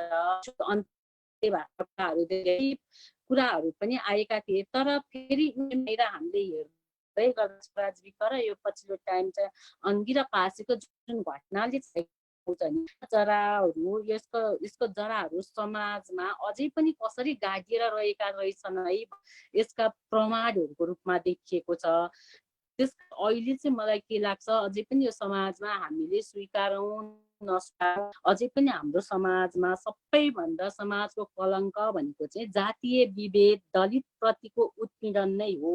किनकि यो जातीय विभेद छ, दलित प्रतिको उत्पीडन छ। यो चाहिँ जुन जातीय विभेद छ त्यो समाजको हाम्रो समाजको कलङ्कै नै हो। यदि होइन भने किन मान्छेलाई चाहिँ जुन जातीय विभेदकै कारण चाहिँ उहाँहरूले चाहिँ मृत्यु मर्नु परिरहेको छ। जस्तै अब रुकुम घटनाकै कुरा, रूपन्देहीकै घटना, जुन अब काभ्रेको अजित मियारकै घटनाहरू जुन छ यिनीहरूले त के देखाउँछन् हाम्रो समाजमा अझै पनि जातीय विभेद चाहिँ जिउका त्यो छ। हामीले जति कुरा गरे नि हाम्रा व्यवस्थाहरू परिवर्तन भए यी कुराहरू गर्दै गर्दा पनि यी कुराहरू अझै पनि रहेछन् है भन्ने कुराहरू चाहिँ प्रमाण हो। यद्यपि पनि हाम्रो कानुनले अहिले पनि के छ भने जातीय छुवान्ते भयो भनेर हाम्रो संविधानले पनि व्यवस्था त गरेको छ। तर संविधानमा व्यवस्था हुँदैमा त्यो कुरा त निर्मूल हुँदो रहन्छ भन्ने कुराका प्रमाण त अहिले समाजमा देखेका यी घटनाहरू जुन आइरहेका छन् यी घटनाहरू त पर्याप्त यसले देखाएको छ नि त। अनि त्यही भएर अझै पनि मलाई के लाग्छ भने हाम्रो समाजमा अझै पनि यो देखिएका यीलाई चाहिँ हामीले दलितको मुद्दा मात्र नभनिकन गैर दलित दलित हो मानवीय मुद्दा हो यो मुद्दा हो। यसको लागि हामी अगाडि बढ्नुपर्छ, लाग्नुपर्छ। किनकि यो चाहिँ हाम्रो मानव अधिकारको मुद्दा हो, न कोही एउटा व्यक्तिको न कुनै एउटा समूहको मुद्दा होइन। हामीले बाँच्न पाउने अधिकारको हो। अनि त्यही कुरालाई अर्को कुरा चाहिँ म कसरी जोड्न चाहन्छु भने जस्तै उहाँहरूको कुरामा यदि यो चाहिँ मानव अधिकारको मुद्दा थिएन, मानव बाँच्न पाउने अधिकारका मुद्दाहरू त्यसको सवाल थिएन भने संविधानले नै ग्यारेन्टी गरेका छ। संविधानले नै ग्यारेन्टी गरेको मानव अधिकार बाँच्न पाउने अधिकारका यी मुद्दाहरूमा सामाजिक जातीय विभेदको कारणले नवराज विक अङ्गिरा पासीहरूले चाहिँ मृत्यु मर्नुपर्ने अवस्थाहरू आउँथेन। त्यस कारणले पनि मलाई यो सबै कुराहरू सरसर्ती हेर्दाखेरि मलाई के लाग्छ भने मैले यसलाई चाहिँ किन अझै पनि यस्तो भइरहँदा कानुनी व्यवस्था भइरहँदाखेरि यो बारेमा चाहिँ कुराहरू किन अझै पनि समाजमा यी जातीय विभेद छ, किन चाहिँ दलित भएकै कारण चाहिँ परेको छ, पर्नु परेको छ, मृत्युवरण गर्नु परेको छ, किन उहाँहरूलाई मर्नको लागि यो समाजले बाध्य पारेको छ भन्ने कुराहरू आउँछ। मैले यसलाई चाहिँ 3 पक्षबाट पनि हेरेको छु। यसलाई कसरी हेरेको छु भने किन यस्ता कुराहरू समाजमा बारम्बार घटिरहन्छन् भन्ने कुरालाई चाहिँ मैले 3टा वेबाट चाहिँ यसलाई हेरेको छु। सर्वप्रथम सुरुमा चाहिँ मैले यो चेतना र शिक्षाको कारण पनि यो प्रमुख कारण हो लाग्छ पहिलो। यदि यो होइन भने यदि शिक्षा र चेतना र शिक्षालाई हामीले सही तरिकाले दिन सकेको भए हुँदै यो कुराहरू केही ठिक हुन्थ्यो कि अझ शिक्षाकै कारण पनि हामी कतिपय चाहिँ हामी यो ऊहरू पनि आइरहेको हुन्छ। जस्तै अब हामी मास्टर्स पास गरिसकेका हुन्छौँ, हामी पढाइको एउटा लेभल पार गरिसकेका हुन्छौँ। अनि हामी कुरा गर्दै गर्दा हाम्रै समाजमा मेरै साथीहरूको मैले कतिपय चाहिँ के देखेको छु भन्ने कुराहरू हुन्छ। अनि उहाँहरूले के भन्छ नि अब यस्तो हो, जातीय यस्तो कुरा हो भनेर चाहिँ अब किताबमा यो व्यवस्था यस्तो छ, त्यो चाहिँ छुवाछुत होइन, जातीय यस्तो होइन, दलित भन्ने कुरा यसलाई दलितलाई चाहिँ एउटा बनाइएको हो त्यो भन्ने कुरा के हुन मानिस सबै समान हुन्छन्, उनीहरू बिच एउटै हो, त्यसलाई त्यसरी हेप्नु हुँदैन भनिरहँदा पनि उहाँले जस्तै आफ्ना घरमा चाहिँ आफ्ना छोराछोरी हुर्के बढेका छोराछोरी के भन्नुहुन्छ नि तिमीले आफ्नो लाइफ पार्टनर चुज गर्ने अधिकार तिमीलाई छ, चुज चाहिँ गर, तिमीले सेलेक्ट गर, गर्दै गर्दाखेरि के गर त तिमीले जातलाई चाहिँ विचार गर है अलिकति भन्नुहुन्छ। यदि उहाँहरूमा त्यो शिक्षा एउटा त चेतना थियो भने त्यो कुराहरू त उहाँहरूमा आउँथेन होला।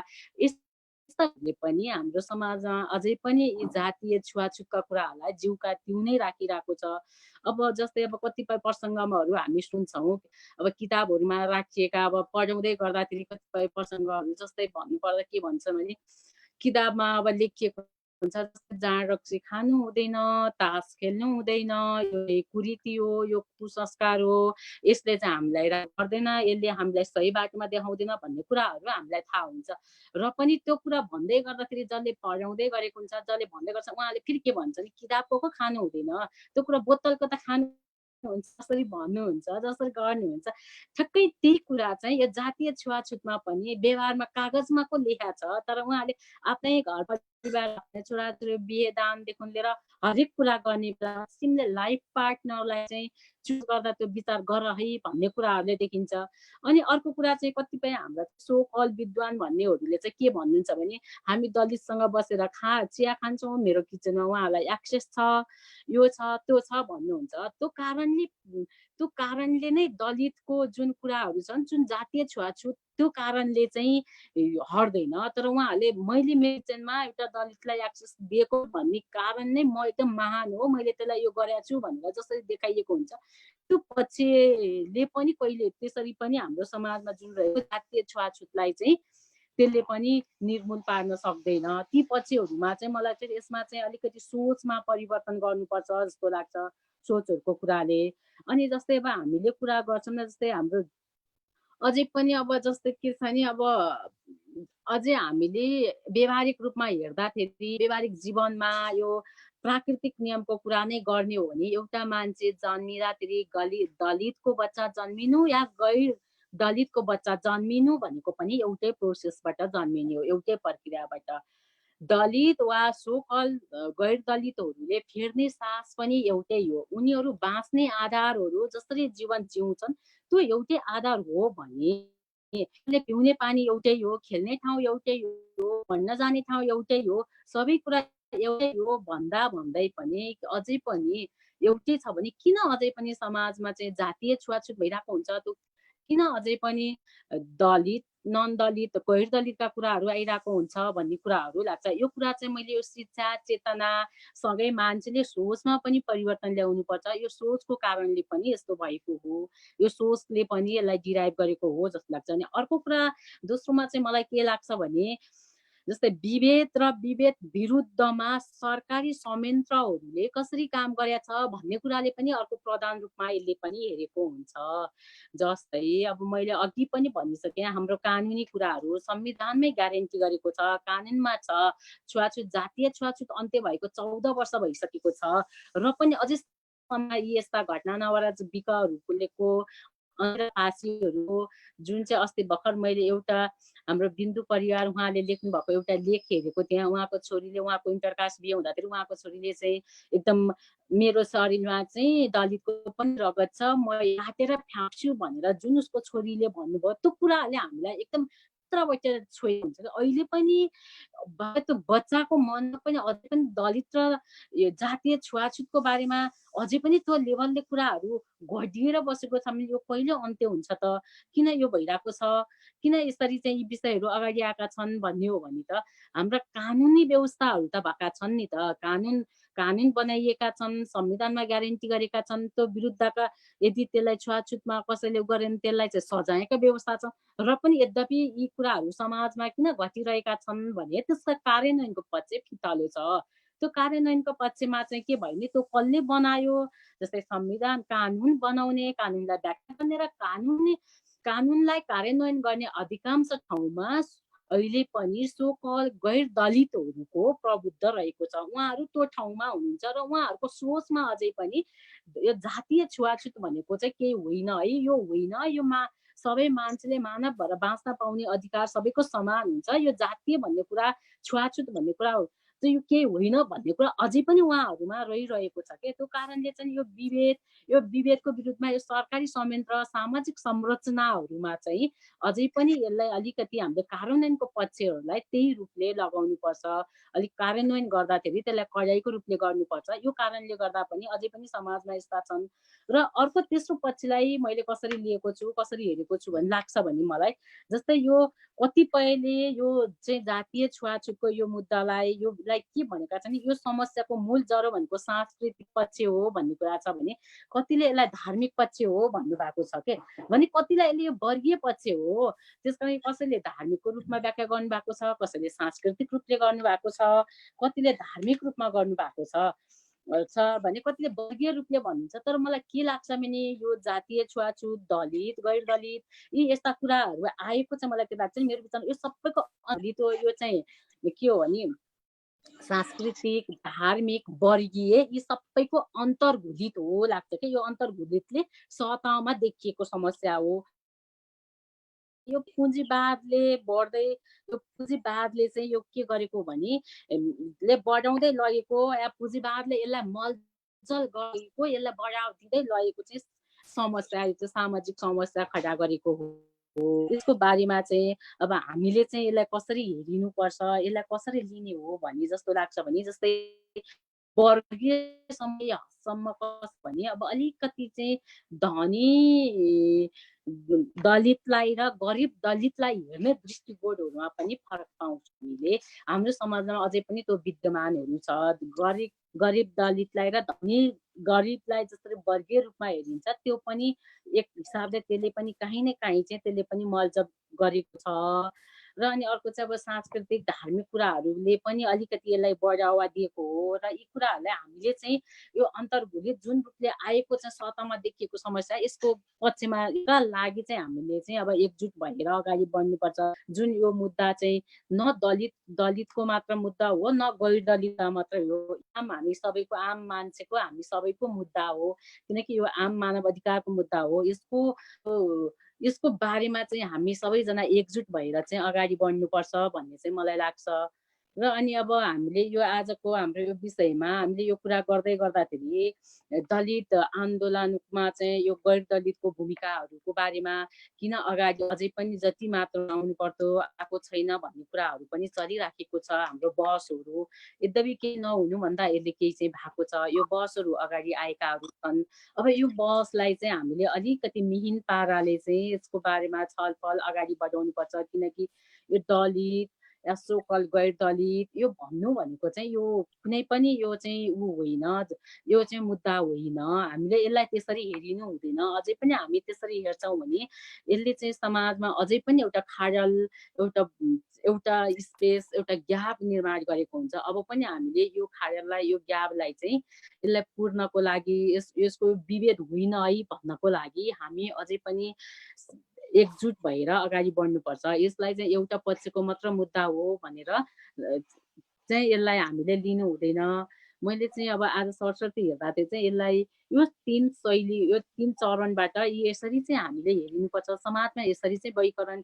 यसरी चाहिँ अगाडि बढेको छ भने हामीले यी पक्षलाई चाहिँ हेर्ने हो भने चेतना शिक्षादेखिको कुरादेखि सोचको विचारमा जुन हाम्रो यो कार्यान्वयनको पक्ष छ यो कुरालाई यो फितलो रहिरहेको कार्यान्वयनको पक्षलाई चाहिँ अलिकति कडाइको तरिकाले हेर्ने यी पक्षहरूलाई हेर्ने हो भने यी मुद्दाहरूमा चाहिँ अलिकति जुन चाहिँ जातीय छुवाछुत छ विभेद छ यी कुराहरूलाई केही उसमा निराकरण गर्न सकिन्छ भन्ने लाग्छ। आजको मेरो कुरालाई चाहिँ म यहीँ नै अन्त्य गर्छु। नमस्ते। धेरै धेरै धन्यवाद सञ्जना म्याम। अब म वैयिक समाजवादी कम्युनिस्ट पार्टी नेपालका केन्द्रीय सदस्य महावीर विश्वकर्माजीलाई आफ्नो कुरा राख्न हार्दिक अनुरोध गर्दछु। धन्यवाद विकासजी। मेरो आवाज सुनेको छ कि छैन एकचोटि भनिदिनु मलाई। तपाईँको आवाज सुनिरहेको छ सर। ठिक छ, नेटको अलिक समस्या भएर। सबै साथीहरू नमस्कार। मेरो यो सुनिरहँदा अघिदेखि युगदाईको त्यसपछि म्यामको सम्झनाजीको सुनिरहँदाखेरि चाहिँ एक खाले खुसी लाग्ने यो जात व्यवस्थाले निम्ताएको जुन परिस्थिति छ यसको बढी भोगाई भएको समुदायको व्यक्ति आफू भएको कारणले पनि र यो बुझाइ जुरुक्क उठ्यो क्या हो समाजमा भन्ने सुन्दाखेरि चाहिँ यो सुनिरहँदा खुसी लागिरहेको थियो मलाई। गैर दलितको सवाल, सरोकार र भूमिका दलित आन्दोलनप्रति भन्ने विषयमा आज हामी कुरा गरिरहेका छौँ। जेठ 10 गते रुकुमको घटना भएपछि जेठ 12 गतेबाट संयुक्त राजनीतिक दलित सङ्घर्ष समितिले काठमाडौँमा लगायत देशभरका अरू जिल्लाहरूमा आन्दोलन सुरु गर्यो। म सडकमै छु। हामी यो आज यो बहस जुममा गरिरहँदाखेरि केही दिन अघिबाट सामाजिक सञ्जालमा दुईवटा विषय चाहिँ अलि यो भाइरल भइरहेको थियो।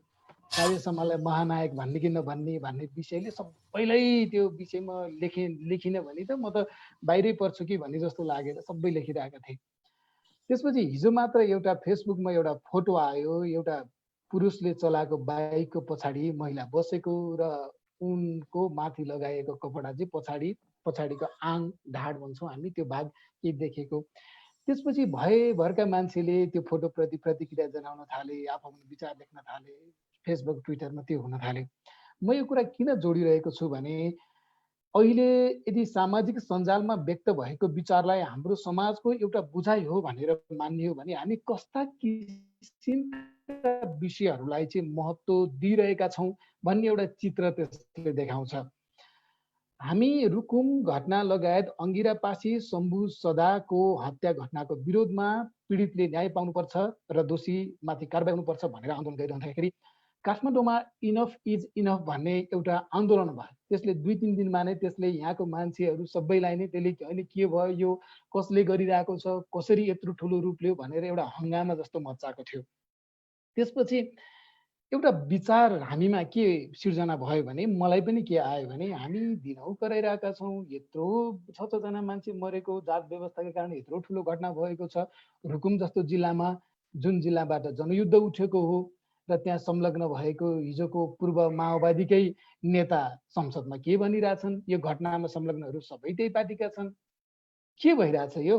तर यसो भइरहँदाखेरि पनि यो किन दुखिरहेको छैन, काठमाडौँको जो युवाहरू इनफ इज इनफ भन्दै आए भन्ने लागिरहेको थियो। त्यसो हुँदा मैले यो सबै कुरा जोडेर यहाँ जोड्न खोजेको कुरा चाहिँ के भने दलित विषयमा गैर दलितको बुझाइ आजको नेपाली समाजमा के रहेछ भनेर हामी एकछिन घोरिनुपर्छ होला। र यो घोरिने ठाउँमा आइरहँदाखेरि चाहिँ मलाई केही कुराहरू लागेका छन्। म तपाईँले दिएको 20 मिनट समयसम्म त म नबोल्नुला, लगभग 10 मिनट जति नै सकाउँछु होला म कुरा। दलित विषयमा गैर दलितको बुझाइ चाहिँ के रहेछ भन्दाखेरि मलाई लागेको, मैले मेरो आफ्नो विश्लेषणमा चाहिँ कस्तो लाग्यो भने एउटा बुझाइ चाहिँ गलत बुझाइ रहेछ। ठुलो हिस्सा चाहिँ त्यो बुझाइमा छ, युवाहरूको हिस्सा अझ त्यो चाहिँ। त्यो गलत बुझाइ भनेको कस्तो भने जब अब यो अहिले त यो हामीले गरिरहेको यो जुम मिटिङ चाहिँ मेरो आफ्नै फेसबुक पेजमा पनि लाइभ भइरहेको छ। त्यो मेरो फेसबुक पेजमा अहिले अगाडि जाने हो भने जात व्यवस्थाको विषयमा मैले लेखेको विचारमा कस्ता किसिमका प्रतिक्रियाहरू आउँछन् भन्ने पनि प्रश्न देखिन्छ। त्यहाँ कुकुर भुक्न छोड भन्ने लेभलको खाले विचारहरू त्यहाँ मलाई कमेन्टहरू आइरहेका छन्। र जब जात व्यवस्थाको बारेमा हामी बोल्न थाल्छौँ त्यसपछि चाहिँ तँ चाहिँ डलर लिएर आएर खाएर दलितको विषय उचालिरहेछस् भन्ने खाले, अनि आरक्षण छोड्न त पहिला तँ हाम्रो भाग खोज्नलाई तिमीहरू आरक्षण मागिरहेछौ भन्ने खाले, अनि समाज यदि मिलेर बसेको समाजमा चाहिँ सामाजिक सद्भाव भाँड्नलाई तिमीहरू यसो गरिरहेछौ, तिमीलाई राजनीति गर्न परेछ, त्यही भएर यो विषय अनावश्यक रूपले जबरजस्ती उठाइरहेछौ भन्ने खाले जस्तो प्रतिक्रियाहरू आउँछन्। त्यो भनेको यो समाजको ठुलो हिस्सा चाहिँ म गैर दलितको बुझाइ के छ त दलित विषयमा भन्ने विषयमा कुरा गरिरहेको छु। र पहिलो नम्बरमा म यो भनिरहेको छु कि ठुलो हिस्सा चाहिँ गलत बुझाइमा छ। दलित समस्यालाई गलत ढङ्गले बुझ्ने नचाहने र सकेसम्म तर्कहरू निर्माण गरेर गलत ढङ्गले त्यसलाई पुष्टि गर्न खोज्ने छ। त्यसपछि अर्को छ दोस्रो खाले हिस्सा चाहिँ अधुरो बुझाइ छ त्यसको। दलित विषयमा चाहिँ हामी यस्ता जुम मिटिङहरूमा कुरा सुन्दाखेरि पनि अधिकांश गैर दलित साथीहरूको कुरा सुन्दै सुन्दै जान्छौँ, अनि कुरा चाहिँ कहाँ टुङ्गिन्छ भने दलितमाथि भएको जातीय छुवाछुत तथा भेदभाव यो अमानवीय हो, यो गलत हो भन्ने लेभलसम्म मात्रै पुग्छ त्यो कुरा। त्यसैले मैले यो चाहिँ अधुरो बुझाइ भयो भनेको। जात व्यवस्था समाजको सबै ठाउँमा भएपछि यसले उत्पन्न गरेको समस्यालाई चाहिँ अझै ठिक ढङ्गले बुझिसकेको अवस्था छैन। अधुरो बुझाइ भनेको दलितको समस्या भनेकै जातीय छुवाछुत, यो छुवाछुत र भेदभाव मात्रै हो भन्ने लेभलमा छ। यसलाई मैले थोरै समय लिएर दलित समुदायको मुख्य समस्या चाहिँ मुख्य गरी 3वटा हो भन्न चाहन्छु। पहिलो समस्या सामाजिक सांस्कृतिक क्षेत्रको समस्या अन्तर्गत चाहिँ यो जातीय छुवाछुत तथा भेदभाव लगायतको समस्या हो मुख्य गरी। त्यस्तै दोस्रो समस्या भनेको चाहिँ आर्थिक क्षेत्रको समस्या हो दलितको। त्यो भनेको दलित भन्ने बित्तिकै गरिब हुने भन्ने, बालिका गरिब प्रथामा आधारित परम्परागत पेसामा आधारित हुने मुख्य गरी। र तेस्रो चाहिँ राजनीतिक प्रशासनिक क्षेत्रको समस्या हो। त्यो भनेको राजनीतिक रूपमा पहुँचविहीन हुने दलितहरू। तर यो अधुरो बुझाइ गैर दलित समुदायका ठुलो हिस्सामा भइरहँदाखेरि दलित समुदायको समस्या भनेकै जातीय छुवाछुत र भेदभाव मात्रै हो भन्ने जस्तो पर्यो दोस्रो। अर्को तेस्रो चाहिँ ठिक बुझाइ पनि छ। फेरि तेस्रो चाहिँ अलिक थोरै सङ्ख्या छ त्यसमा दलित मुद्दालाई ठिक ढङ्गले बुझ्ने चाहिँ, तर त्यो ठिक बुझाइका साथीहरू थोरै भइरहँदाखेरि पनि एकदम प्रगतिशील साथीहरू त्यहाँ हुनुहुन्छ, जसले गर्दाखेरि नै त हो अहिले यो रुकुमको घटनामा चाहिँ हामीले सामाजिक सञ्जालमा यति धेरै गैर दलित साथीहरूले पनि हामीलाई साथ दिएको त्यो दृश्य देख्न पाएको। त्यो थोरै छ सङ्ख्या सामाजिक सञ्जालमा। मैले धेरै चाहिँ यसकारण भनेको चाहिँ त्यहाँ जति फेसबुकमा हामीसँग एड हुन्छौँ त्यो मध्ये आफ्नै वरपरको जस्तो लाग्ने। यहाँ पनि म बलराम तिमल सिन्हा दाइ देखिरहेको छु, उहाँ हुनुहुन्छ यही जुम मिटिङमै जोडिनु भएको छ। बलराम दाइले निरन्तर लेखिरहनु भएको थियो यो विषयमा। त्यस्तै म सिर्जना ढकाल समुदायकै साथीहरू जसले चाहिँ यो विषयलाई निरन्तर रूपमा लेखिरहनु भयो। र त्यो भनेको चाहिँ त्यो सङ्ख्या थोरै छ जसले ठिक बुझाइ छ, त्यो चाहिँ तेस्रो भयो। र ठिक बुझाइमा पनि अझ यसलाई चाहिँ दुई तरिकाले बाँडेर मैले बुझेको छु। पहिलो चाहिँ यो ठिक बुझाइ भइरहँदाखेरि पनि अझ फेरि ठिकै भन्न मिल्छ मिल्दैन, कस्तो पनि सहानुभूतिको लेभलमा छ कि त्यो बुझाइ चाहिँ। बिचरा यसो त हुनुहुन्थेन, दलित समुदायमाथि अन्याय भयो यसो भनेर त्यो सहानुभूतिसम्म देखाउने। र यो समस्या समाजकै समस्या हो, यसको भोगाइ चाहिँ दलितहरूमा बढी हो। तर यो समस्या समाधान नभइरहँदा प्रत्यक्ष अप्रत्यक्ष रूपमा यसले म पनि पीडित छु, मलाई पनि यसले हानि गर्छ भन्ने लेभलमा चाहिँ अझ आइ नसकेको एउटा तबका छ। र अर्को चाहिँ त्यसबाट ठिक बुझाइ पनि भएर र सङ्घर्षमा पनि सडक सङ्घर्षमै आउने साथीहरू जो अघि मैले भनेको अलिक ठुलो त्यो सहानुभूतिको लेभलमा हुने बुझाइ पनि छ। दलित समुदायको समस्या चाहिँ जातीय छुवाछुत र भेदभाव मात्रै होइन, यो आर्थिक पनि हो, राजनीतिक पहुँच हिँड्दा पनि हो भनेर बुझिरहेका साथीहरूमा पनि कस्तो चरित्र देखियो भने यो महिला आन्दोलनकै विश्लेषण गरेर यति कुरा गरिरहेको छु। फेसबुकमा लेख्नेसम्म चाहिँ बोल्ने त्यो पनि बन्यो, तर मुख्य त सडक सङ्घर्ष हो नि त। सडक सङ्घर्षमै आउने बेलामा चाहिँ त्यो हिस्सामा भएका साथीहरूको पनि मन त्यति धेरै जति दुख्नु पर्ने थियो त्यति दुखेन। र त्यही अघि मैले भने ठिक बुझाइ भएकैबाट अर्को खाले साथीहरू जो सडक सङ्घर्षमै आउनुभयो, जस्तै सङ्गीत आउनुभएको थियो, सङ्गीत श्रोता लेख्नु छ उहाँले, अहिले चाहिँ सङ्गीत लेख्नुहुन्छ। मैले फेरि काठमाडौँमा म आफै सहभागी भएको आन्दोलनको मात्रै कुरा गरिरहेको छु है। त्यसो हुँदा मैले देखिरहेकोमा जस्तै केही युवा साथीहरू आउनुभयो, मार्क्सिस्ट आउटलुकका साथीहरू आइरहनु भएको थियो। भनेको छिटफुट रूपमा चाहिँ सङ्घर्षमै आउन सक्ने लेभलमा आइपुग्ने चाहिँ एकदमै कम भयो। मैले यति कुरा राखेर दलित विषयमा गैर दलितको बुझाइ चाहिँ के छ त भन्ने विषयमा यति कुरा गरेँ। अब आजको यो छलफलको हाम्रो अर्को विषय चाहिँ गैर दलितको भूमिका के हुन्छ भन्ने थियो। त्यसमा म थोरै कुरा राख्छु, त्यसपछि मेरो कुरा सकिन्छ यो चरणमा चाहिँ। अब भूमिका के हुन पर्यो भने अघि मैले त्यो बुझाइमै जोडेर मलाई भन्नै पर्ने अर्को कुरा के छ भने समाजमा जात व्यवस्था छ, आधारभूत रूपमा नेपाली समाज जात व्यवस्थामा आधारित छ भनेर यो कुरा स्वीकार दिन पर्यो। पहिलो चाहिँ गैर दलित समुदायका साथीहरूको भूमिका स्वीकार्न पर्यो। यो स्वीकार्नै पनि आनाकानी जस्तो देखिएको छ। पहिलो रूपमा स्वीकार्न पर्यो यो जात व्यवस्थामा आधारित समाज। समाज भनेको कुनै पनि समाजको तीनवटा खुट्टाहरू हुन्छन्, तीनवटा अङ्गहरू हुन्छन्। त्यो भनेको राजनीति हो एउटा, अर्को संस्कृति हो र अर्को अर्थतन्त्र हो। यो तीनवटै क्षेत्र नेपाली समाज जात व्यवस्थामा आधारित छ भनेर त्यो कुरा पहिला स्वीकार दिन पर्यो। त्यो स्वीकारिसकेपछि दोस्रो चाहिँ के स्वीकार दिन पर्यो भने जात व्यवस्थाबाट सबैभन्दा बढी पीडित चाहिँ दलितहरू हुन्, तर यो समस्या चाहिँ समाजकै हो भनेर स्वीकार दिन पर्यो। नत्र चाहिँ कस्तो भयो भने लिम्बूको च्याब्रुङ भन्ने बाजाको संरक्षण गर्ने भन्ने विषय चाहिँ असाध्यै प्रगतिशील भएको एउटा ब्राह्मण क्षेत्रीय समुदायको व्यक्तिले पनि कतिसम्म मात्रै सोच्ने भयो भने लिम्बूको लागि यो संरक्षण गरिदिउँ न त भन्नेसम्मको सोच्ने भयो। उसले हिजो मैले मादल, सारङ्गी, डम्फु लगायतको बाजा मात्रै सुनिरहेको मेरो कानलाई अब च्याब्रुङ पनि सुन्न पाउँदा त त्यो मेरो लागि पनि फाइदाको विषय हो नि त भन्ने तहमा चाहिँ त्यो प्रगतिशील लेभलमा उक्लिसकेको व्यक्तिले पनि अझै नसोच्ने अवस्था रह्यो। यही दलित आन्दोलनमै दलितकै विषयमा जोड्दाखेरि पनि असाध्यै प्रगतिशील भन्ने साथीले पनि दलितमाथि भएको विभेद अमानवीय हो, यो हुनै हुँदैन, यो त कहाँ यस्तो हुनै हुँदैन भनेर बोल्नेसम्म चाहिँ भयो। तर यो समस्या समाजकै हो, यसको प्रत्यक्ष अप्रत्यक्ष रूपमा हानि या यसको प्रभाव मलाई पनि छ। त्यसैले यो मैले नै यसको इनिसिएसन लिनुपर्छ मैले पनि भन्ने लेभलमा दोस्रो बुझाइ हुन पर्यो। र तेस्रो चाहिँ अब त्यसपछि लड्नको लागि के गर्ने गैर दलित समुदायका साथीहरूले दलित आन्दोलनमा भन्न चाहिँ सकिन्छ, राजनीतिक रूपमा नै आबद्ध भएर अगाडि लाग्नु पर्यो। किनभने राजनीति भन्दा बाहिरबाट त मुक्ति सम्भव नै छैन। ठिक राजनीतिक विचार कुन हो भनेर पहिल्याएर जात व्यवस्थालाई तोड्ने ठिक राजनीतिक विचार कुन हुन्छ, त्यसको नीति, त्यो पार्टीको संरचना र त्यो पार्टीले गर्ने कार्यक्रमहरू कस्तो हुन्छ भनेर त्यो मूल्याङ्कन गरेर त्यो महसुस गरेर राजनीतिक रूपमा नै आबद्ध भएर लड्न पर्यो जात व्यवस्थाको विरुद्ध। यदि राजनीतिक रूपमा आबद्ध हुन सकिँदैन भने समाजको सामाजिक जागरणको रूपमा भए पनि उहाँहरूले भूमिका खेलेर चाहिँ त्यसमा हिस्सा लिएर अगाडि बढ्नु पर्यो। मैले दुईवटा कुरा भने, एउटा चाहिँ दलित मुद्दामा गैर दलित साथीहरूको बुझाइ कस्तो छ भन्ने, अर्को चाहिँ त्यो बुझाइ भइरहेको यो अवस्थामा गैर दलितको भूमिका चाहिँ के हुन्छ भन्ने विषयमा अहिलेलाई मैले यति राखेँ मेरो कुरा। धेरै धेरै धन्यवाद महावीरजी। अहिले प्रश्न धेरै आइसकेका छन्, त्यही भएर हामी डाइरेक्ट क्वेसन एन्सर राउन्डमा जानेछौँ।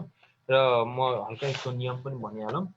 क्वेसन सोध्नको लागि तपाईँले हाम्रो जुममा जोडिनु भएकाहरूले जुमको च्याट बक्समा आफ्नो क्वेसन राख्न सक्नुहुन्छ भने फेसबुकमा हामीलाई प्रत्यक्ष रूपमा सुनिराख्नु भएका दर्शक महानुभावहरूले फेसबुकको कमेन्ट सेक्सनमा क्वेसन राख्न सक्नुहुनेछ। र म ढिला नगरिकन क्वेसन एन्सर राउन्डमा गएँ र पहिला मैले युग सरलाई नै तोकेको एउटा प्रश्न छ त्यो भन्न चाहेँ। यो प्रथम प्रधानले सोध्नुहुन्छ युग दाईलाई क्वेसन, दाईले अन्तिममा भन्नुभएको आइडेन्टिटी पोलिटिक्स गर्नु भनेकै वर्ण व्यवस्था बनाउनु हो कि आज यो पोस्ट मोडर्निज्म भन्ने नयाँ स्कुल अफ थटले अगाडि बढाइरहेको फिलोसोफीले सारा संसारलाई भोलिको दिन वर्ण व्यवस्था गर्न मजबुर गर्छ त? यो युग दाईलाई क्वेसन आएको छ प्रथम प्रधानबाट।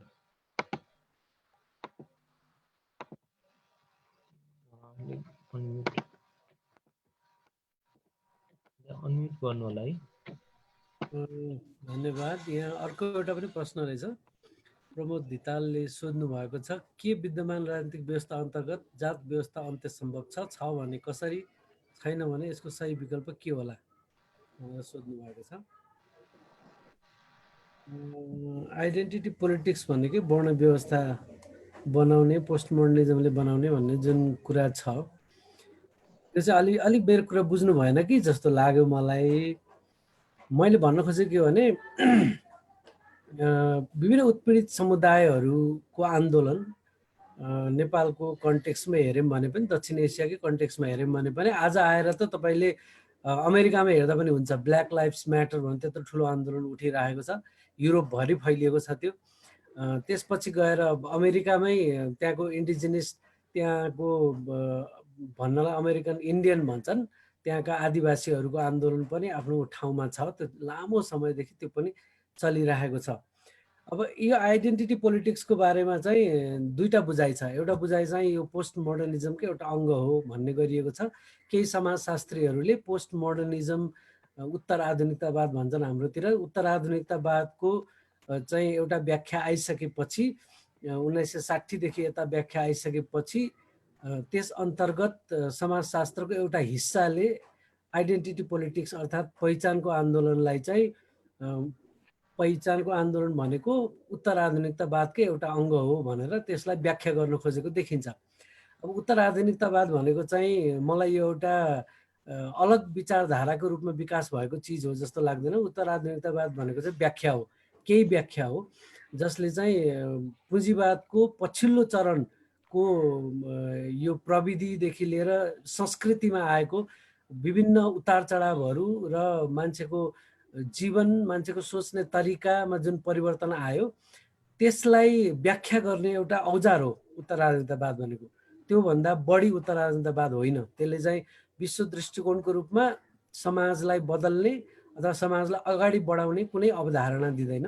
उत्तर आधुनिकतावादले केही कुराको व्याख्या गर्छ, केही पछिल्लो समयको समाजको चरित्र र एकदम यो हाई क्यापिटलिजम पनि भन्छन् जेमिसनले यसलाई, पछिल्लो समयको लेट क्यापिटलिजमको एउटा लक्षणलाई, सांस्कृतिक लक्षणलाई व्याख्या गर्ने औजार मात्रै हो, त्योभन्दा बढी होइन। पोस्ट मोडर्निजमले गर्ने व्याख्याको एउटा तौर तरिका चाहिँ सब्जेक्टिभ भन्छन्, दर्शनशास्त्रको भाषामा अन्तोलोजी पनि भन्छन्, मान्छेको जीवन मीमांसा, यो जीवनको बारेमा, जीवन के हो के होइन भन्ने बारेमा गरिने एउटा व्याख्याको एउटा तरिका हो। त्यसले चाहिँ समग्रतामा समाज कसरी चलेको छ र कसरी चलाउन सकिन्छ अथवा कसरी अगाडि जान्छ भन्ने बारेमा त्यसले व्याख्या गर्न सक्दैन। त्यसकारण उत्तर आधुनिकतावादले वर्ण व्यवस्था जन्माएको पनि होइन, उत्तर आधुनिकतावादले वर्ण व्यवस्थाको कुनै समाधान दिने कुरा पनि आएन। एक त यो युरोपमा बनेको विचार हो, त्यसले चाहिँ दक्षिण एसियामा भएको जात व्यवस्था, वर्ण व्यवस्था यस्तोलाई चिन्दैन, त्यसकारण त्यसले यसको जवाफ दिँदैन। आइडेन्टिटी पोलिटिक्स, पहिचानको आन्दोलनलाई उत्तर आधुनिकतावादको एउटा तरिकाको रूपमा व्याख्या गर्न खोजिएको पाइन्छ। त्यो व्याख्या गर्नेले चाहिँ उत्तर आधुनिकतावादले केन्द्र हुँदैन, अर्थात् ठुल्ठुला न्यारेटिभहरू, मार्क्सवाद, पुँजीवाद जस्ता ठुला ठुला न्यारेटिभहरूले जुन संसार चलाएको छ, संसारभरि एकै तरिकाले लागु हुन्छ भनेर भनिएको छ, त्यसरी लागु हुँदैन, त्यसरी संसार चल्दैन। साना साना न्यारेटिभहरूले संसार चलाउँछ, सबैका आफ्ना आफ्नै छन्, सबैले ठुलो कुरा मान्दैनन्, ठुलो न्यारेटिभलाई मान्दैनन् भन्ने हिसाबले व्याख्या गर्ने हुनाले यो चाहिँ पहिचानको आन्दोलनलाई सही ढङ्गले व्याख्या गर्ने औजार हो भनेर एक थरीले कोसिस गरेको देखिन्छ। तर त्यसले के देख्दैन भने त्यसले चाहिँ मान्छेको नम्बरलाई, अर्थात् विश्व व्यवस्थामा कसले कति, कुन विचारधाराले कति धेरै राज्यहरूलाई प्रभावित पारे, कसरी राज्यहरू चलायो, दुनियाँ कसरी चलाइरहेछ, पछिल्लो समयको कर्पोरेट क्यापिटलिजमसम्म आइपुग्दाखेरि यसले कसरी दुनियाँ भरि यो कसरी पुग्यो, कसरी चलायो भन्ने हिसाबमा चाहिँ हिसाब किताब लाउँदाखेरि तपाईँको त्यो चाहिँ ठुलो न्यारेटिभ भयो रे।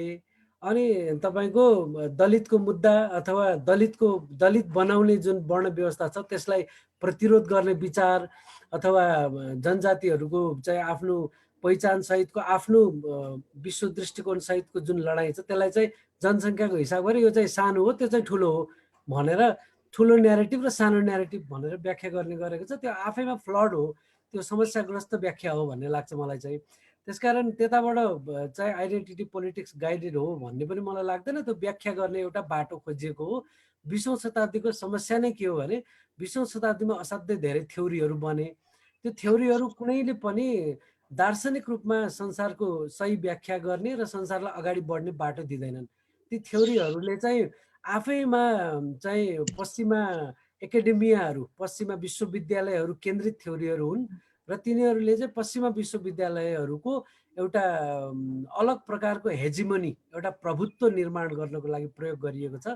त्यसकारण तपाईँले एउटा टेक्स्ट दिन्छन् र त्यो टेक्स्टलाई फल्न थ्योरी लगाएर व्याख्या गर्नुहोस् भन्छन्। र त्यसरी नै व्याख्या गरेर पिएचडी गर्नुपर्ने हुन्छ तपाईँले।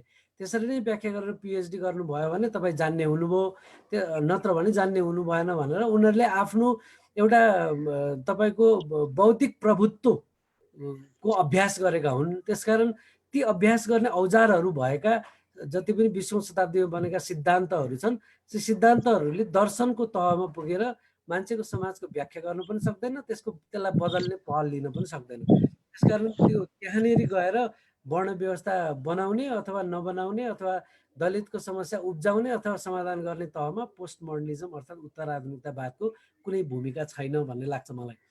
अब विद्यमान राजनीतिक व्यवस्थाले जात व्यवस्था अन्त्य गर्ला कि नगर्ला भन्ने बारेमा अघि सुरुमा मैले गरेको व्याख्यामा पनि अलिकति कुरा थियो। मेरो भनाइ नै के हो भने यसलाई दलितको मुद्दालाई तपाईँले मुद्दा मात्रै लिनुभयो भने मैले अघि नै भनिहालेँ ट्रेड युनियन चेतनाले तपाईँ त्यसको समाधान खोज्नुहुन्छ, जस्तो कि चेतना बढाएर हुन्छ अथवा शिक्षा बढाएर हुन्छ यस्तो भनेर खोज्नुहुन्छ।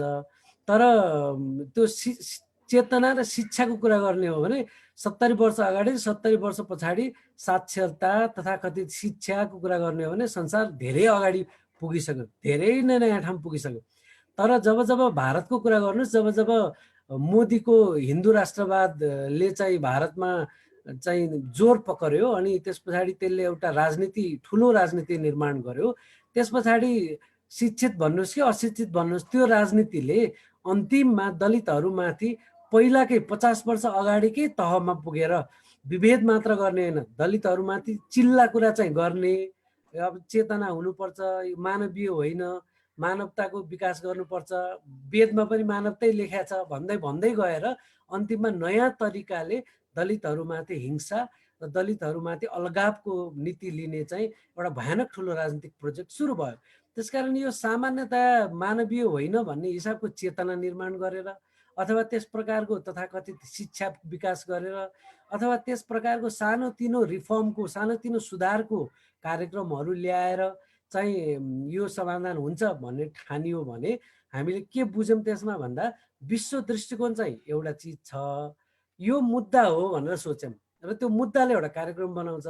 त्यो मुद्दाले बनाउने कार्यक्रम भनेको हो भने आरक्षण 2-4 देऊ, 2-4 समानुपातिक प्रतिनिधित्व भनेर पार्टीभित्र पनि एउटा दलित सङ्गठन बनाऊ, राज्यमा पनि संसद लगायतका ठाउँमा 2-4 वटा पद देऊ, अनि त्यस पछाडि अन्तर्जातीय बिहा गर्नेलाई 1000 रुपियाँ पुरस्कार देऊ। यसरी यसले कार्यक्रम बनाउँछ क्या। यसरी कार्यक्रम बनाएर यस्तो प्रकारले यो विश्व दृष्टिकोण र समाज व्यवस्था चलाउने चाहिँ चिजले चाहिँ त्यो मूल विचारले चाहिँ यसलाई मुद्दा मात्रै मान्छ, यसलाई विश्व दृष्टिकोणको एउटा अंश मान्दैन। अनि तपाईँले चलाउने बेलामा चाहिँ संसार चलाउने बेलामा चाहिँ त्यो विश्व दृष्टिकोणले चलाउँछ, राज्य चलाउने बेलामा त्यो विश्व दृष्टिकोणले चलाउँछ र त्यो राज्य चलाउने ठाउँमा एकजना दलित थर भएको मान्छे पुगोस् अथवा जनजाति थर भएको मान्छे पुगोस् अथवा मधेसी थर भएको मान्छे पुगोस्, ऊ त्यही दृष्टिकोणले चल्छ भनेपछि उसले म्याक्सिमम गर्न सक्ने के हो भन्दाखेरि सानातिना सुधारका कुरा गर्न सक्ने भयो र त्यो सुधारका कुराले चाहिँ यो समग्रतामा यो समस्याको हल निकाल्न सक्छ भन्ने कुरा हामीले आज आएर मान्यौँ भने हामीले 20औं शताब्दीको आधुनिकताको भयानक ठुलो प्रोजेक्ट सम्पन्न गरेर 21औं शताब्दीको पनि 20 वर्ष बाँचिसक्दाखेरि पनि हामीले यो पछिल्लो 125 वर्षको इतिहासलाई चिनेनौँ भनेर ठान्नु पर्यो। 125 वर्षको इतिहासलाई हामीले चिन्ने हो भने चाहिँ यो अब विश्व दृष्टिकोण नै बदल्ने बेला भयो भनेर ठान्नु पर्यो। त्यसरी ठान्ने हो भने तपाईलाई यी चिजहरूलाई मुद्दाको रूपमा होइन विश्व दृष्टिकोणको अंशको रूपमा हुनु पर्यो। अब समाधान के त भनेर म तपाईलाई रेडिमेड समाधान दिन सक्दिनँ। यसलाई विश्व दृष्टिकोणको रूपमा पहिला मानौँ भन्ने मेरो कुरा छ र विश्व दृष्टिकोणको रूपमा यसलाई विकास गरौँ भन्ने कुरा छ। अब विकास गरिसकेपछि त्यसका कार्यक्रमहरू त्यही अनुसार बन्छन्। त्यसमा को आउने को नआउने भन्ने कुरा त्यो डिजाइन अन्तर्गत बन्छ, त्यो राजनीति अन्तर्गत बन्छ। जस्तै कि तपाईँको वर्ग सङ्घर्ष अन्तर्गत कम्युनिस्ट पार्टी तपाईँले बनाउनु भयो भने त्यो पार्टीभित्र कुन विचार लिएर मान्छे आउने, कहाँका मान्छे आउने, कसरी सङ्गठित हुने, कुन विचारले सङ्गठित हुने, अनि त्यो कुन विचारलाई आन्दोलनको रूप दिने, अनि त्यसै कुन विचारलाई लगेर राज्य सत्तामा चाहिँ तपाईँले राज्य सत्ताको संरचना निर्माण गर्ने बेलामा कुन विचारलाई लगेर निर्माण गर्ने भन्ने कुरा तपाईँको त्यो विश्व दृष्टिकोणले चाहिँ निर्माण गरिरहेको हुन्छ, निर्णय गरिरहेको हुन्छ। त्यसकारण त्यो निर्णय गर्ने ठाउँमा विश्व दृष्टिकोण चाहिन्छ। त्यो ठाउँमा चाहिँ हामीले काम गर्नु पर्यो अनि त्यतातिर हाम्रो मोड लैजानु पर्यो। नत्र भने चाहिँ कस्तो हुने हो भने मैले अघि नै पनि भने सबै प्रकारका राजनीतिक पार्टीहरू इन्क्लुडिङ भारतको भाजपा जो आफै दलितहरू माथिको हिंसालाई संस्थागत गर्ने हिन्दू राजनीति, हिन्दू राष्ट्रवादको राजनीति, हिन्दू अहङ्कारको राजनीति बोकेर हिँडेको छ, उसैले पनि दलित सङ्गठन बनाउँछ। त्यहाँभित्र पनि अड्दो रहेछ नि त। त्यसकारण यसलाई चाहिँ तपाईँको समस्यालाई जस्ताको तस्तै राखेर अझ संस्थागत गरेर अहङ्कारको राजनीति गर्नेले पनि यो मुद्दालाई उपयोग गर्ने ठाउँमा हामीले राखी छाड्यौँ भने यो हामी समाधानको बाटोतिर जान सक्दैनौँ, सुधारतिर जान सक्छौँ। त्यो सुधारले केही प्रतिनिधि पात्रहरूलाई पोजिसनमा, पावरमा, थोरै पैसा पाउने ठाउँमा पनि पुर्याउन सक्छ, केही मानिसहरूलाई धनी पनि बनाउन सक्छ। त्यसले समस्याको समाधान गर्दैन।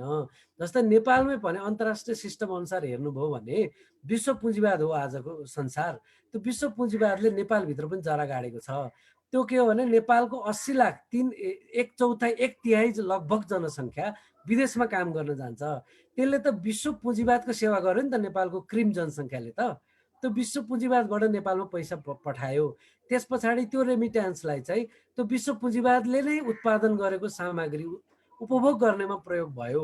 हाम्रो यहाँको शिक्षा हेर्नु भने शिक्षाको त्यस्तै व्यापार छ।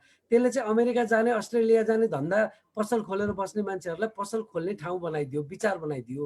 अब त्यसले चाहिँ तपाईँको त्यो विश्व पुँजीवादले नेपालमा जसरी जरा गाडेको छ त्यो विश्व पुँजीवादको हिस्सा नभएको नेपाल सुख पाए त? अब पाएन नि त।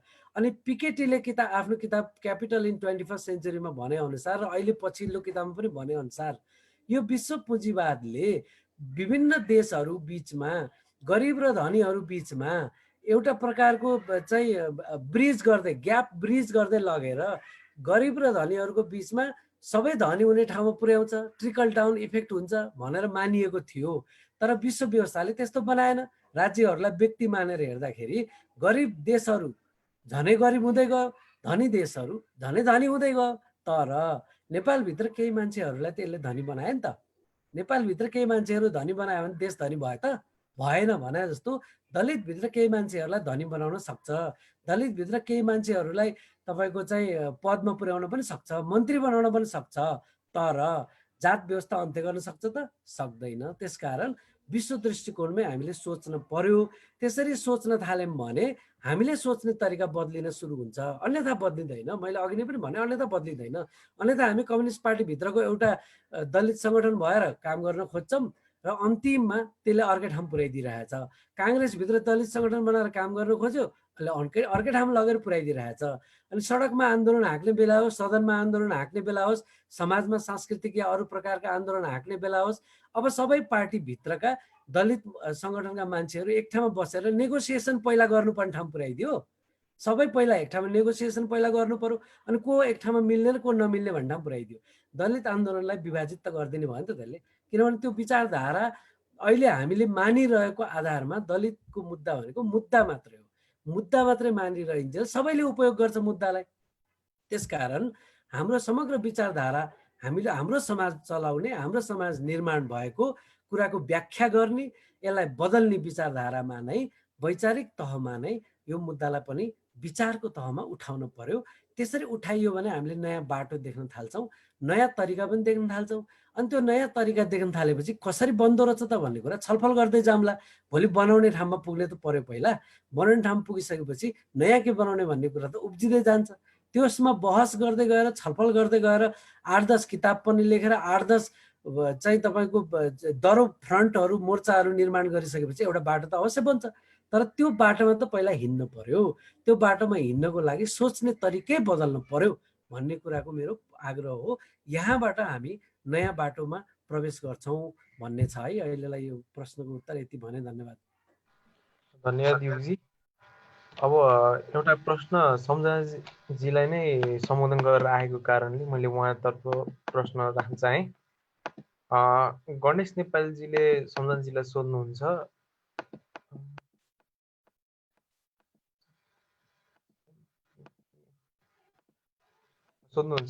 सम्झनाजी, दलित आन्दोलन नै समानताको आन्दोलन भएको हुनाले दलित र गैर दलित भए भने समस्याको उत्थान हुन्छ कि यसले खाडल बढाएको हो कि तर्साएको हो?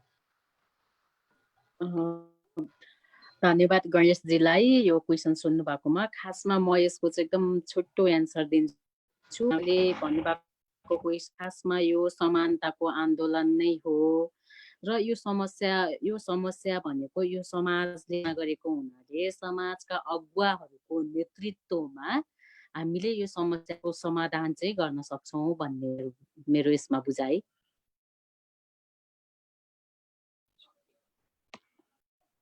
धन्यवाद सम्झाजी। अनि एउटा प्रश्न आएको छ सुर्जन तिवारीजीबाट, सबैजनालाई भनेर उहाँले सम्बोधन गर्नुभएको छ। पुँजीवादी समाजमा दलित मुद्दा कुन हदसम्म उठ्न सक्छ? अहिलेकै संरचनाभित्र दलित समस्याको हल कति सम्भव छ? दलित समस्याको समग्र समाधान कसरी हुन सक्ला? यो प्रश्न सबै वक्तालाई भनेर सुजनजीले भन्नुभएको छ। मैले यसको उत्तर सम्झना म्यामबाटै सुरुमा लिन चाहे। क्वेसनको लागि सुर्जन तिवारीजीलाई धन्यवाद। उहाँले चाहिँ भनेको कुरालाई चाहिँ म कसरी भनिहाल्छु उहाँको क्वेसनलाई। पुँजीवादी समयमा बलितलाई दलित जातीय मुद्दासँग आन्दोलन अगाडि बढाउने हो भने समाधान गर्न सकिन्छ भन्ने चाहिँ मलाई यसलाई लाग्छ। यो समयमा आएको वर्गीय मुद्दालाई चाहिँ दलीय र जातीय मुद्दासँग जोडी बढाउने हो भने चाहिँ यसलाई समाधान गर्न सकिन्छ। हजुर। म यही प्रश्न अब महावीरजीलाई सोध्न चाहे। सुर्जनजीको प्रश्न छ, पुँजीवादी समाजमा दलित मुद्दा कुन हदसम्म उठ्न सक्छ? अहिलेकै संरचनाभित्र दलित समस्याको हल कति सम्भव छ? दलित समस्याको समग्र समाधान कसरी हुन सक्ला? अनम्युट गर्नु होला है महावीरजी। अनम्युट भयो। धन्यवाद विकासजी। पुँजीवादमै दलित समस्याको हल समाधान त्यो सम्भव छैन। अहिले म्यामले भने जस्तो मलाई त्यस्तो लाग्दैन। त्यो किन पनि सम्भव छैन भने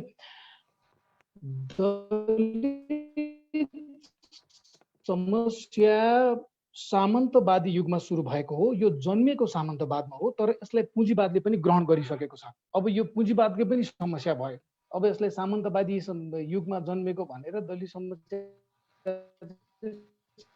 सामन्तवादी युगको अन्त्य हुने बित्तिकै पुँजीवादी युगको सुरुवात हुने बित्तिकै यो स्वादमा कतिसम्म, जस्तै एउटा उदाहरण दिएर म आफ्नो कुरा राख्न चाहन्छु कि पुँजीवादमा त्यो मान्छेको मुक्ति हुन्छ जोसँग पुँजी हुन्छ। त्यो कुरा त प्रष्ट छ नि होइन? जोसँग पुँजी हुन्छ उसको स्वतन्त्रता हुन्छ पुँजीवादमा। अब नेपालमा पुँजी केमा छ भनेर हेर्नुपर्छ कि पैसा कहाँ थुप्रेको छ। सजिलोसँग कुरा गर्दा नेपालमा पैसा एउटा जग्गामा छ, अर्को बैंकमा छ। अब हेर्नुहोस्, नेपालमा सबैभन्दा बढी भूमिहीन हुने भने दलितले बैंकमा भएको पैसा निकाल्न जानु पर्यो र उसलाई ऋण चाहियो भने उसले धितो माग्छ। धितो के माग्छ भन्दा जग्गा माग्छ, जुन जग्गा छैन दलितसँग। त्यसैले पुँजीवादमा दलितले यो व्यवस्थाबाट पैसा कमाउने अनि पुँजीवादमा चाहिँ पैसा हुनेको मुक्ति हुन्छ भनेको जस्तो त्यही पनि आर्थिक रूपको मुक्ति होला, त्यो भन्ने कुरा नै त्यो सम्भव छैन। छिटफुट रूपमा कसैलाई चिट्ठा परेर कसैलाई हुन्छ नि भाग्योदय भने जस्तो त्यो विश्वास गर्नेहरूलाई विभिन्न त्यो त्यस्तै कारणहरूबाट पैसा जमाउने फरक विषय भयो। तर पुँजीवादी व्यवस्था कायम राखेर दलितले पनि म पनि अकुत मात्रामा प्रचुर मात्रामा पैसा कमाउँछु त्यसपछि मेरो मुक्ति हुन्छ भन्ने कुरा त्यो हामीले समुदायगत रूपमा हेर्दाखेरि चाहिँ त्यो प्रभावकारी, त्यो चाहिँ त्यो वस्तुपरक कुरा हुँदैन। त्यो एकदम हाइपोथेटिकल कुरा हुन्छ। अनि कतिसम्म चाहिँ हल हुन सक्छ समाधान भन्ने अर्को प्रश्न छ उहाँको। अब त्यो के गरी पैसा कमायो भने हल हुन सक्छ? पुँजीवादमा पुँजी जम्मा गर्न सक्यो भने केही मात्रामा हेर्दाखेरि यो चाहिँ अलिक धनी दलित रहेछ भनेर प्रत्यक्ष रूपमा चाहिँ उसमाथि त्यस्तो व्यवहार नगर्ने जस्तो केही मात्रामा हुन सक्ला। किनकि मैले अघि सुरुवातमा पनि भनिसकेको छु, दलित समुदायको समस्या भनेको मुख्य रूपमा तीनवटा हो। एउटा सामाजिक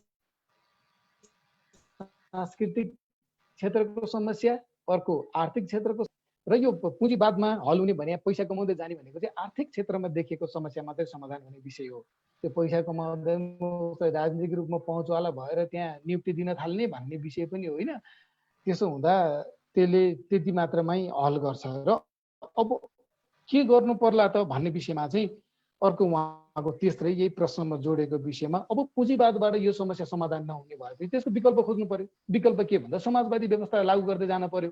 त्यसो हुँदाखेरि समाजवाद चाहिँ कसरी ल्याउन सकिन्छ, समाजवादी व्यवस्थामा दलितको मुक्ति सम्भव छ भनेर हामी भनिरहेका छौँ। दलित सबै उत्पीडितहरूको पुँजीवादबाट सम्भव छैन भनेपछि विकल्प खोज्नु पर्यो। विकल्प भनेको समाजवाद हो। समाजवादमा कसरी अघि बढ्ने भनेर त्यो विषयमा राजनीतिक रूपमै आबद्ध भएर अगाडि बढ्नु पर्यो। विकासजी मेरो कुरा यही प्रश्न युग पाठकजीलाई पनि मैले सोध्न चाहेँ। सबभन्दा पहिलो कुरा चाहिँ पुँजीवाद भने के भनेर बुझ्नु पर्यो।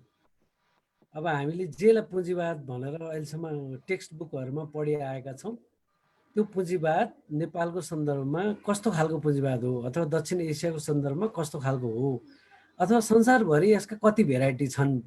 पुँजीवाद भनेको चाहिँ पुँजीको शासन हो। पुँजी आफैमा पुँजीवाद होइन, पुँजीको शासन भएको भएर पुँजीवाद भनेको हो। पुँजीको शासन अर्थात् पुँजीवाद हाम्रो देशमा कस्तो हो भनेर बुझ्नु पर्यो। अनि त्यो पुँजीवादको चाहिँ हाम्रोमा धेरै जसो पुँजीवादको धेरै कुराहरू बाहिरबाट थोपरिएको छ र व्याख्या त सम्पूर्णतया बाहिरबाट थोपरिएको छ।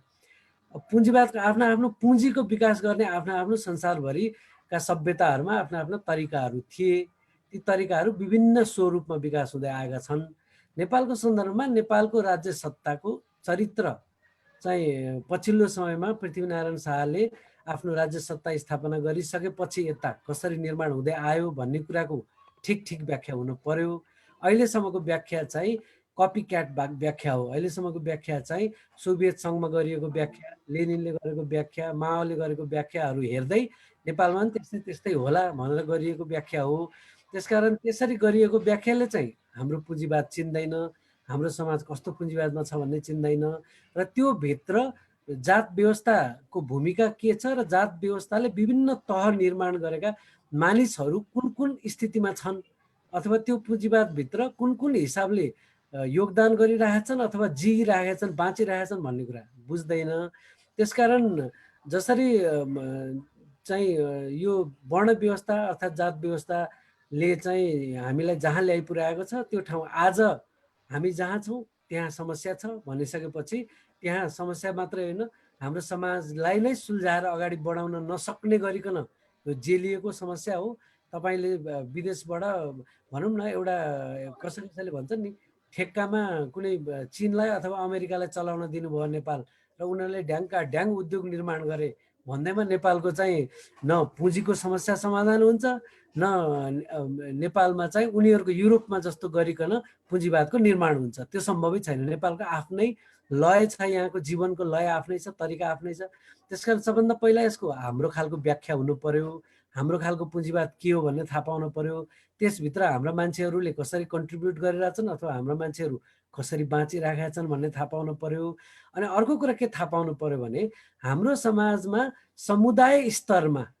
समुदायको स्तरमा हेजिमनी अर्थात् प्रभुत्वको अभ्यास गर्ने, राज्य सत्तामा प्रभुत्वको अभ्यास गर्ने बेलामा यो कसले कसरी समुदायको तरिकाले कसले अभ्यास गरिरहेछ, कसरी अभ्यास भइरहेछ।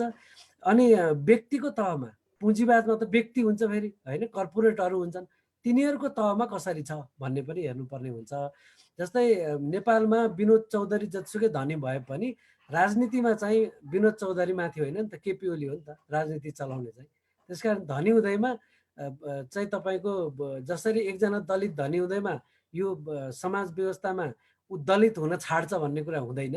त्यसै गरिकन तपाईँको विनोद चौधरी धनी हुँदैमा यो राज्य सत्ता चलाउने सम्पूर्ण चाहिँ तपाईँको हकदार विनोद चौधरी हुन सक्दैन। त्यो कुरा पनि हामीले पहिला बुझ्नु पर्ने हुन्छ।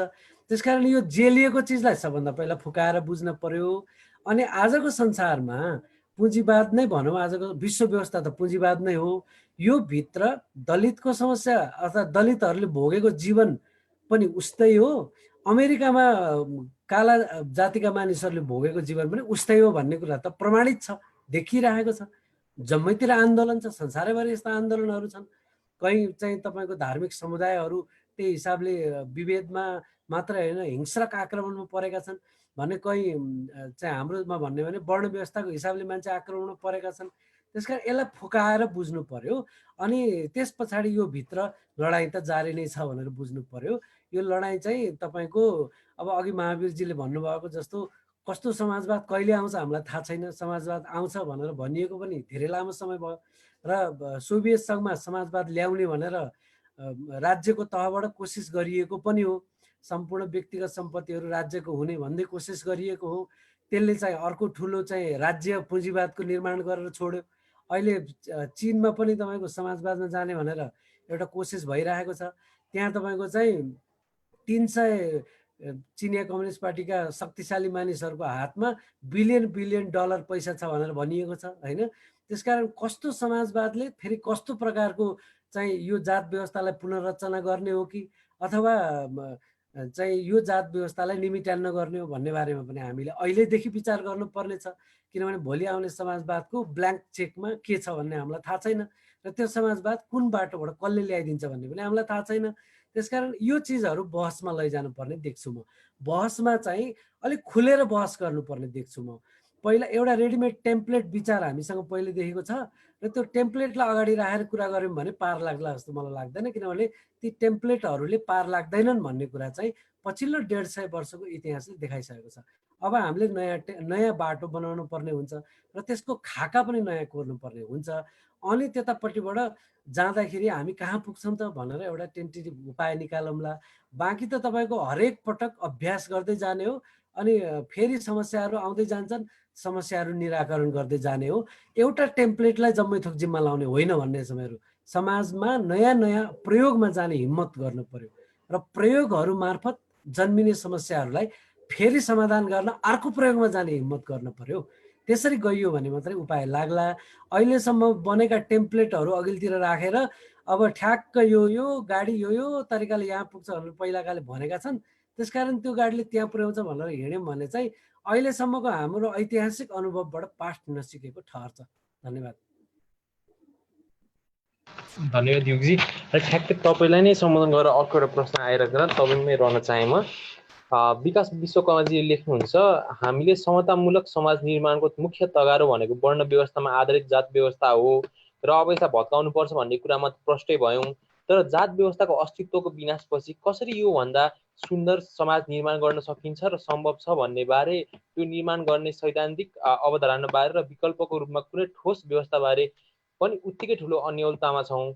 यसबारे बहसहरू पनि कम नै भइरहेका छन्। यसबारे युग सरको विचार र निष्कर्ष के रहेको छ? एकदम सही कुरा हो। बहस कम छ, निष्कर्षहरू पनि हामीसँग एकदम कम छ। त्यसकारण नै नयाँ सिराबाट सोच्न सुरु गर्नुपर्छ भनेर मैले अघिदेखि भनिराखेको त्यही हो। र समतामूलक समाज निर्माणको एउटा तगारो वर्ण व्यवस्था हो, तर एउटा मात्रै हो भनेर पनि हामीले बुझ्नुपर्छ। त्यसकारण मैले अघि नै भने नि, यसलाई होलिस्टिक अप्रोचमा हेर्न हामीले सिक्नु पर्यो। यसलाई एउटा दार्शनिक आउटलुक हामीले निर्माण गर्नुपर्ने छ। त्यसरी हेरिएन भने चाहिँ कस्तो हुन्छ भने वर्ण व्यवस्थाले हामीलाई कहाँ ल्याइ पुर्यायो, यो यसका आयामहरू के छन् भन्ने कुरा हेर्दाखेरि जसरी हामीले एउटा कुरा पत्ता लगायौँ, यसको चाहिँ राज्य सत्ता छ। वर्ण व्यवस्था भनेको एउटा सांस्कृतिक अभ्यास, छुवाछुत गर्ने अथवा विभेद गर्ने अथवा एक प्रकारको पेसा एउटालाई जिम्मा लगाउने मात्रै कुरा होइन, यो शासन गर्ने तरिका हो, शासन गर्ने विचार हो। त्यसकारण यसले राज्य सत्ता निर्माण गरेको छ। तर नेपाललाई मात्र एकछिन हेर्नुभयो भने, हुन त संसारै यस्तै छ, तर नेपाललाई मात्र एकछिन हेर्नुभयो भने पनि जात व्यवस्था मात्रै छैन नि त यहाँ त। जस्तै तपाईँले थारूहरूको र आदिवासीहरूको चाहिँ मधेसको समस्या हेर्नुभयो भने, यो पृथ्वीनारायण शाहले निर्माण गरेको राज्य सत्ताले मधेसमा चलाएको 250 वर्ष लामो उपनिवेश, आन्तरिक उपनिवेशले त्यहाँको आदिवासी जनताको त आत्मै झिकेर फालिदिएको छ। उनीहरूले अब आत्मा जोहो गरेर फेरि बिउजिनु पर्ने अवस्थामा पुर्याइदिएको छ। उनीहरूको तपाईँको जीवनको आधार, तपाईँको जमिन, उनीहरूको चाहिँ पुस्तौँदेखि बसी आएको पर्यावरण त्यो सबै नष्ट गरिसकिएको छ। र त्यसको आइडेन्टिटी पनि, जस्तै भनौँ न, तपाईँले झापाली भन्नुभयो भने, झापा भन्ने शब्द राजवंशी भाषाको, झापाली भन्नु भने राजवंशी, सन्थाल लगायतका त्यहाँका आदिवासीहरूको आदि थलो हो त्यो। तर झापाली भन्नु भने तपाईँको दिमागमा कुनै पनि राजवंशीको इमेज आउँदैन। झापाली भन्ने बित्तिकै म जस्तै मान्छेको इमेज आउँछ। किन आउँछ त? अथवा लिम्बूको इमेज आउला, राईको इमेज आउला, किन आउँछ त्यस्तो? भनेपछि त त्यो ठाउँबाट तपाईँको एउटा राज्य सत्ताको यति लामो समयको अभ्यासले त्यो ठाउँबाट खास मानिसहरूको अस्तित्व नै खतम बनाइसकेको रहेछ नि त। मान्छेहरू अझै पनि छन् तर वैचारिक सांस्कृतिक होइन एउटा भनौँ न एउटा प्रकारको अस्तित्वको आधार नष्ट गरिसकेको छ। त्यो चिजलाई पनि हामीले बुझ्न पर्ने हुन्छ। हाम्रो समाजका यी समग्र चिजहरूलाई बुझ्न पर्ने हुन्छ र यो समग्र चिजहरूलाई तपाईँले एक ठाउँमा राखेर हेर्ने र त्यसलाई बुझ्ने एउटा दर्शन हामीलाई चाहिएको छ। त्यो दार्शनिक एउटा अवधारणा हामीलाई चाहिएको छ। त्यसरी हामीले बुझ्ने दार्शनिक अवधारणा निर्माण गऱ्यौँ भने त्यो अवधारणाले अमेरिकालाई पनि काम गर्नेवाला छ। त्यहाँभित्रको पनि त कुरा यही हो। त्यसकारण आजसम्म जसरी हामीले हेरिआएका छौँ त्यो हेरिआएको पाराले पार लाग्दैन र वर्ण व्यवस्था मात्रै उखालेर फाल्नको लागि पनि पार लाग्दैन र वर्ण व्यवस्थै उखालेर फाल्नको लागि पनि यो जो राज्य सत्तामा यसले पहुँच के अरे यसले चाहिँ प्रभुत्व जमाएर बसेको छ, अर्थतन्त्रमा यसले प्रभुत्व जमाएर बसेको छ, समाजको सत्तामा यसले प्रभुत्व जमाएर बसेको छ, धर्म सत्ता बनाएको छ यसले, यसको तपाईँको चाहिँ पितृ सत्ता पनि यसले निर्माण गरेको छ। यो सबै किसिमका सत्ताहरूको जुन एउटा गठजोड निर्माण गरेर समाज चलाउने एउटा बाटो बनाएको छ, ग्रामर बनाएको छ, त्यो चिजलाई बदल्नको लागि त्यो सब चिज चिन्ने अवधारणा चाहियो हामीलाई। तर वर्ण व्यवस्थाले एक थरीको बनाएको छ, तर राज्य व्यवस्था बनाएको छ अर्को फेरि। त्यो राज्य व्यवस्था चाहिँ पुँजीवादले निर्माण गरेको राज्य व्यवस्था हो। पछिल्लो समयको राज्य व्यवस्थाको चरित्र चाहिँ पुँजीवादी हो र यो राज्य व्यवस्था जुन बनाएको छ यसलाई फेरि विश्व व्यवस्थाले चलाइरहेको छ भने यो सबै चिजलाई चिन्ने र बदल्ने एउटा अवधारणा निर्माण गर्नुहुन्छ र बदल्ने शक्ति निर्माण गर्नुहुन्छ भने त्यो चाहिँ तपाईँको यो सबै चिजलाई चिन्ने र त्यसलाई बदल्ने एउटा सङ्घर्षको फ्रन्ट निर्माण गर्ने किसिमको विचार चाहिन्छ जसले चाहिँ वर्ण व्यवस्थालाई उल्टाउँछ। सँगसँगै वर्ण व्यवस्थालाई उल्टाइरहँदाखेरि तपाईँको चाहिँ जसको चाहिँ जति आदिवासी जनजाति लगायतको चाहिँ जुन आत्मा झिक्ने काम गरेको छ राज्य व्यवस्था त्यस्तो बनेको छ जसले अहिले पनि त्यो आत्मामाथि प्रहार गरिरहन्छ। त्यो आत्मालाई ठिक ठाउँमा उभ्याउने र समग्रतामा एउटा शक्ति निर्माण गरेर समाजलाई अगाडि बढाउने चालकको रूपमा अगाडि लैजाने एउटा विचार चाहिएको छ हामीलाई। त्यसकारण त्यसको निरूपण त त्यसरी नै हुन्छ। एउटा मात्रै चिजको निरूपण गर्न खोज्यो भने यो राज्य सत्ता जुन तरिकाले सबै चिजलाई ह्यान्डल गर्ने गरी बनेको छ त्यो सबै चिजलाई ह्यान्डल गर्ने गरी बनेको राज्य सत्तालाई सबै चिजलाई फुकाल्ने विचार चाहियो हामीलाई त्यसको प्रतिरोध गर्नको लागि र त्यसलाई बदल्नको लागि जस्तो लाग्छ। धेरै धेरै धन्यवाद युगजी। अब म प्रश्न लिएर सम्झना म्यामकोमा जान चाहेँ। सम्झना म्यामलाई मैले सुन्न चाहेको प्रश्न यो प्रश्न आएको छ। सम्झना म्याम अनम्युट गर्नु होला है आफूलाई। हजुर यो प्रश्न आएको छ सावी एसएसएक लेख्नु भएको छ आफ्नो नाममा, नाम प्रश्न देखिएको छैन। उहाँले सोध्नु भएको छ जाति विभेदका कारणले गैर दलितलाई समस्या भइरहेको छ कि छैन होला। उहाँको प्रश्न यति छ। साबेजीलाई धन्यवाद क्वेसन राख्नु भएकोमा। जातीय विभेदले गर्दा गैर दलितलाई पनि समस्या चाहिँ भएको छ किनकि यो जातीय विभेद भन्ने कुरा चाहिँ एउटा मात्र पक्षको लागि होइन, जस्तै दलितको लागि मात्र होइन। यो विभेद भनेको त मैले अघि पनि भनिसकेँ आम मान्छेको आम मानव अधिकारको विषय हुनाले यसले गैर दलितलाई पनि यो विषयले चाहिँ यो विभेद गरेको हुन्छ। यो विषयले चाहिँ गैर दलितलाई पनि यसले छोएको हुन्छ। हामीले यो विषयमा कुरा गर्दै गर्दा चाहिँ एउटा पक्षलाई भएको कुराले अर्को पक्षलाई छुँदैन भन्ने तरिकाले पनि बुझ्नु हुँदैन किनकि हामी यो समाजमा हाम्रो बस्ने समाजमा हामी सबैजना मिलेरै बसेका हुन्छौँ। दलित गैर दलित त्यसको मिक्स नै हाम्रो समाजको संरचना छ। एउटा पक्षलाई असर गर्दाखेरि अर्को पक्षलाई पनि यसले छोएको हुन्छ। साथीजी हजुर हस् धन्यवाद। मैले यसमा यति नै भने। फेसबुक लाइभमा महावीरजीलाई नै सोधेर एउटा प्रश्न आएको छ। यो दिपा जैसीले सोध्नु भएको प्रश्न हो। युग पाठक दाजुले भने जस्तो दलित आन्दोलन स्वतन्त्र स्वस्फूर्त रूपमा सम्पूर्ण वर्ग र सम्पूर्ण पार्टीको हुनलाई दलितको आफ्नो राजनीतिक पार्टी हुनुपर्छ र निर्णायक तहमा पुर्याउनको लागि आन्दोलन हुनुपर्छ। जुन आजको आन्दोलनमा आफ्नो पार्टीको झन्डामा 2-4 नारा लगाएर सहभागिता मात्र गरेर सम्पूर्ण पार्टीले आफ्नो कर्तव्य निभाएको देखिन्छ। यसै कारणले गर्दा दलितको सम्पूर्ण समस्या समाधानका लागि सम्पूर्णले पार्टीगत झन्डा त्यागेर आन्दोलन गर्न आवश्यक छ। तर महावीर कमरेडले राजनीति र पार्टी बिना दलित मुक्ति छैन भने जस्तो कुरा गर्नुभयो। के साँच्चै नै राजनीति पार्टी बिना दलित मुक्ति सम्भव छैन त? महावीर कमरेडलाई मेरो यो प्रश्न भनेर उहाँले प्रश्न राख्नु भएको छ। धन्यवाद विकासजी र क्वेसन सोध्ने दिवाजीलाई पनि। राजनीतिभन्दा बाहिरबाट त सम्भव नै छैन। यो भावनात्मक कुरा गरेर हुँदैन होइन। किन सम्भव छैन त प्रश्न छ त। यो देशको नीति निर्माण बनाउने ठाउँमा पुग्ने भने त राजनीतिबाटै होला नि त।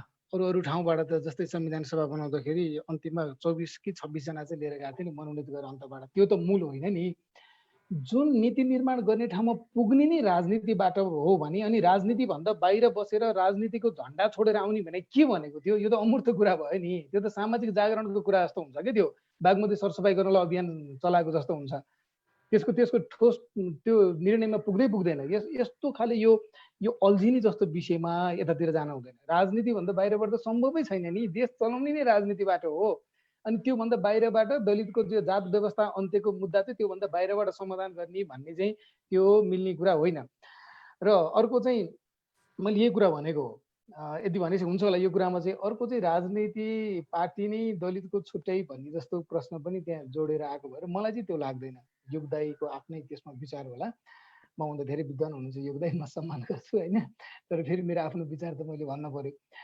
मलाई दलितको छुट्टै राजनीतिक पार्टी खोलेर त्यो चाहिँ अनि त्यसले चाहिँ यो समस्या समाधान हुन्छ दलितको भन्ने मलाई लाग्दैन। यसमा मेरा केही तर्कहरू छन्। एक, यो हामी त यो भनिरहेछौँ कि जात व्यवस्थाको अन्त्य त दलितको मात्र विषय नै होइन। अनि दलितले मात्र छुट्टै राजनीतिक पार्टी खोलेर किन अगाडि बढ्ने? यो त समाजकै विषय हो भने त यहाँ समाजको समस्या समाधान गर्छु भनेर अगाडि आएको राजनीतिक पार्टीहरूले यसलाई किन नलिने, किन नस्वीकार्ने? त्यहाँ पो हो त हामीले बल गर्नुपर्ने। सबैको समस्या हो भने सबै चाहिँ किन नलड्ने त? किन दलित मात्र छुट्टै राजनीतिक पार्टी बनाउने? एक। दोस्रो कुरो, हामीले हाइपोथेटिकल कुरा गरेरै हुँदैन। राजनीतिक पार्टी सम्भव छ नेपालमा दलितको मात्रै?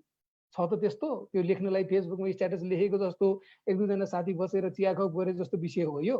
त्यो सम्भव छैन, हुँदैन। एउटा उदाहरण म राख्छु। अहिले रुकुमको घटना भइसकेपछि सडकमा संयुक्त राजनीतिक दलित सङ्घर्ष समिति र नागरिक समाजले संयुक्त रूपमा आन्दोलन गरिरहेका छन्। अब तपाईँहरू याद गर्नु, सरकारमा डबल नेकपा भन्ने पार्टी छ, नेकपा। त्यसले दलितको समस्या समाधान गर्न भनेर नेपाल दलित मुक्ति सङ्गठन भन्ने दलित सङ्गठन बनाएको छ। त्यसको त्यो पार्टी सडकमा आछ त अहिले? यो संयुक्त आन्दोलनमा आछ? छैन नि त। घटना भएको 1 महिनापछि एक दिन काठमाडौँमा बबरमहलबाट बानेश्वरसम्म र्याली निकालेको हो। म पुगेको छु त्यो र्यालीमा। अनि उसले यत्रो ठुलो घटना हुँदा पनि सडकमा आउनलाई खोजिरहेको छैन, आएन होइन, खोजिरहेको छैन, आउँदै।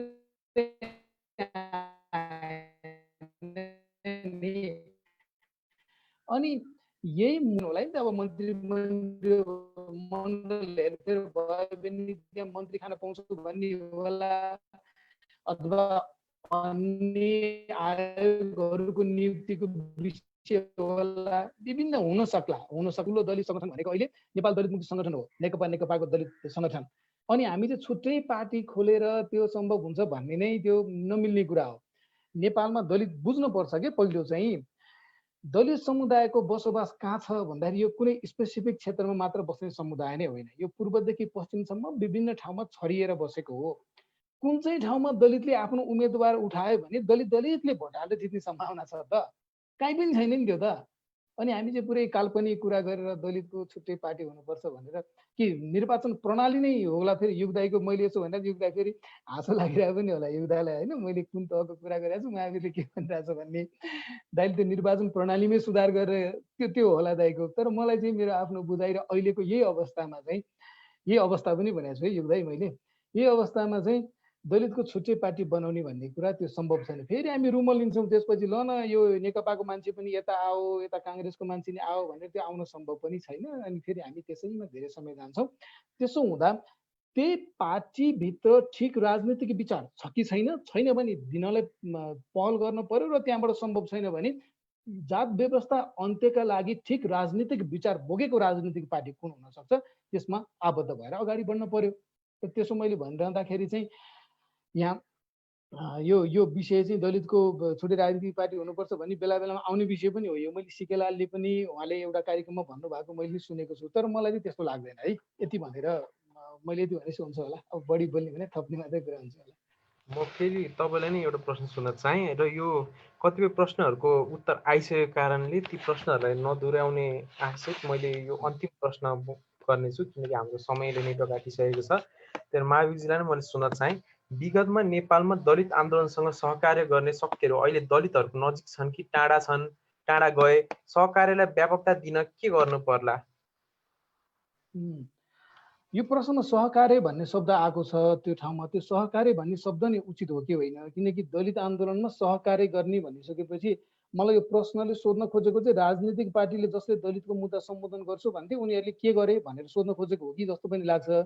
सहकार्य गर्ने भनेको त फेरि दलित आन्दोलनमा सहकार्य गर्नलाई जनजाति आन्दोलन अथवा मधेस आन्दोलन अथवा यस्तै यौनिक तथा लैङ्गिक अल्पसङ्ख्यक समुदायका आन्दोलन आएको हो कि भन्ने पनि होला। अलिक अपुष्ट भयो कि। अनि कुन कुन चाहिँ सहकार्य गर्न आयो, तिनीहरूको अवस्था के छ भन्दा अझ बढी प्रश्न हुन्थ्यो होला। म यदि मैले बुझेकै लेभलमा मैले बुझेकै अनुसार यो प्रश्न यदि सोधिएको हो भने चाहिँ कि हिजो दलित समुदायको समस्या समाधान गर्छु भनेर सुरु गरेका राजनीतिक आन्दोलनहरू चाहिँ अहिले के भए र यहीँबाट त्यो अझै सहकार्य गरेर जान के गर्नु पर्ला भन्ने नै यदि यो प्रश्नको आशय हो भने चाहिँ के गर्यो भन्ने त प्रश्न देखियो नि। यत्रो ठुलो सङ्गठन होइन, माओवादी जस्तो हामी नै हो भने फेरि गरेको पनि हो। माओवादीले हिजो त गरेको कुरा त हामीले स्वीकार्नु नै पर्यो। जो पछि जनयुद्ध हुँदै पछि आउँदाखेरि एउटा समाजको चेतनाको स्तर मात्रै वात्त माथि उठाउने मात्रै होइन कि त्यसले राजनीतिक रूपमा पहुँचकै लेभलमा दलितलाई लगेको हो। तर आज आउँदाखेरि त 6-6 मान्छे जात व्यवस्थाले निम्ताएको परिस्थितिबाट मर्दाखेरि पनि त्यो पार्टीको दलित सङ्गठन चाहिँ सडकमा आउनै सक्दैन भने त देखियो त के रहेछ त्यो पार्टीको चाहिँ दलित प्रतिको दृष्टिकोण भन्ने। त्यसकै सङ्घीय सांसदले चाहिँ संसदमा के बोल्यो भन्ने पनि देखियो होइन। एउटा विज्ञप्ति पनि निकाल्नलाई चाहिँ जेठ 10 गते भएको घटनामा जेठ 21 गते कुरे नि त महासचिवले निकाले, विष्णु पौडेलले त्यही पनि विज्ञप्ति। अनि त्यो छुवाछुत मुक्त राष्ट्र घोषणा भएको दिनको सन्दर्भ पारेर के त्यो पनि कति त्यो पार्टीबाट कति पहल गएर दबाब गएर लौन अब चाहिँ गाह्रै भइसक्यो बोलिदिनु पर्यो भनेर होला। यो काग दिवसको दिनमा धरि चाहिँ विज्ञप्ति जारी गरी प्रधानमन्त्री जो त्यो पार्टीको अध्यक्ष पनि हुनुहुन्छ उहाँले के बोल्नुभयो भन्ने पनि देखियो। त्यही पार्टीको अर्को अध्यक्ष प्रचण्डले यत्रो पछि त्यत्रो घटना हुँदा त्यति समयपछि बल्ल बल्ल एक दिन चाहिँ अब संसदीय समिति बन्यो छानबिन गर्नको लागि देवेन्द्र पौडेल सुनिलको नेतृत्वमा। त्यसपछि त्यो समितिसँग भेट्दाखेरि चाहिँ मलाई लाज लागेको छ तर भन्ने जस्तो त्यत्रो समय चाहिँ नबोल्ने 1-1.5 महिना 1 महिनाभन्दा बढी भनेको। हिजो दलितको आन्दोलन दलितको मुद्दा समाधान गर्ने भनेर जो राजनीतिक आन्दोलनहरू अघि जुन अगाडि बढ्यो त्यसको हकीकत त प्रष्टै देखियो। त्यसैले अब तिनीहरू यदि त्यही भनिएको हो भने यो प्रश्नले त्यससँग सहकार्य गरेर चाहिँ कसरी अगाडि बढ्नु पर्ला भन्दाखेरि चाहिँ म के कुरा जोड्न चाहन्छु भने सहकार्य गर्ने भनेको त फेरि यही बाटो सँगै हिँड्ने भनेको होला नि त। अनि यही बाटो सँगै हिँडेर त कुन ठाउँमा पुगिन्छ भन्ने त अहिले सोच्नुपर्छ होला नि त हामीले। सहकार्य गर्नेलाई सबैलाई अलिकति टाढा भएकोलाई नजिक ल्याउने, तर भनेको सहकार्य भनेको त अर्को बाटो हिँड्ने भने त होइन, यही बाटोमा ल्याउने भने हो। जब हामी त यो भन्न अब पर्यो कि जात व्यवस्था अन्त्यको लागि अहिले हिँडिरहेको बाटो नै सम्भव छैन। किनभने यसले भनेको त के हो भने अहिले बनेको संविधान अन्तर्गत नै रहेर दलितको मुक्ति भनेको हो नि। त्यो त सम्भव नै छैन। अहिलेको यो केही सुधारका कार्यक्रमहरू त यो संविधानबाट होलान्, तर यही संविधानको मार्गमा हिँडेर दलितको मुक्ति खोज्ने जात व्यवस्था अन्त्य गर्ने भन्ने लेभलमा त पुग्नै सकिँदैन। त्यसैले सहकार्य गर्न के गर्नु पर्ला भन्नुभन्दा नि अगाडि सहकार्य गरेर हुन्छ चाहिँ के भनेर चाहिँ त्यो रिजल्ट चाहिँ के आउँछ भनेर त्यसमा हामी घोरिनुपर्छ होला। जस्तै पहिलो संविधान सभाबाट यदि संविधान घोषणा भएको भए त्यहाँ लेखेका कति कुराहरू दोस्रो संविधान सभाले निर्माण गरेको संविधान मा त आइपुग्दाखेरि त कटौती भयो नि। अहिले पनि हेर्नुहोस् न, दलितलाई एकपटकको लागि भूमिहीन दलितलाई जग्गा दिने भनेर लेखियो। अब त्यो हुँदा हुँदा घडेरी दिने भन्ने लेभलमा त्यो कानुन बनाएर लागू गर्ने भन्दा यसरी आएको छ। मैले जोड्न खोजेको चाहिँ यही संविधानबाट हामीले खोजेकै जस्तो त्यो मुक्ति चाहिँ सम्भव छैन। जात व्यवस्थाको अन्त्य सम्भव छैन। केही छिटफुटका सुधारका कार्यक्रमहरू होलान्, त्यो फेरि गर्नको लागि त्यसबाट कतिसम्म हुन्छ त्यसको लागि पनि दबाब दिने त गर्नै पर्यो, तर बाटो नै अर्को हिँड्नुपर्ने आवश्यकता छ भन्ने चाहिँ मेरो कुरा हो। धेरै धेरै धन्यवाद महावीरजी। यो हाम्रो आजको अन्तिम प्रश्न हो र यो अन्तिम प्रश्न लिँदै म आज यहाँ आएर आफ्नो अमूल्य समय हामीलाई दिएर एकदम महत्त्वपूर्ण कुरा राखिदिनु भएकोमा सम्पूर्ण वक्ताहरूलाई धेरै धेरै धन्यवाद दिन चाहन्छु।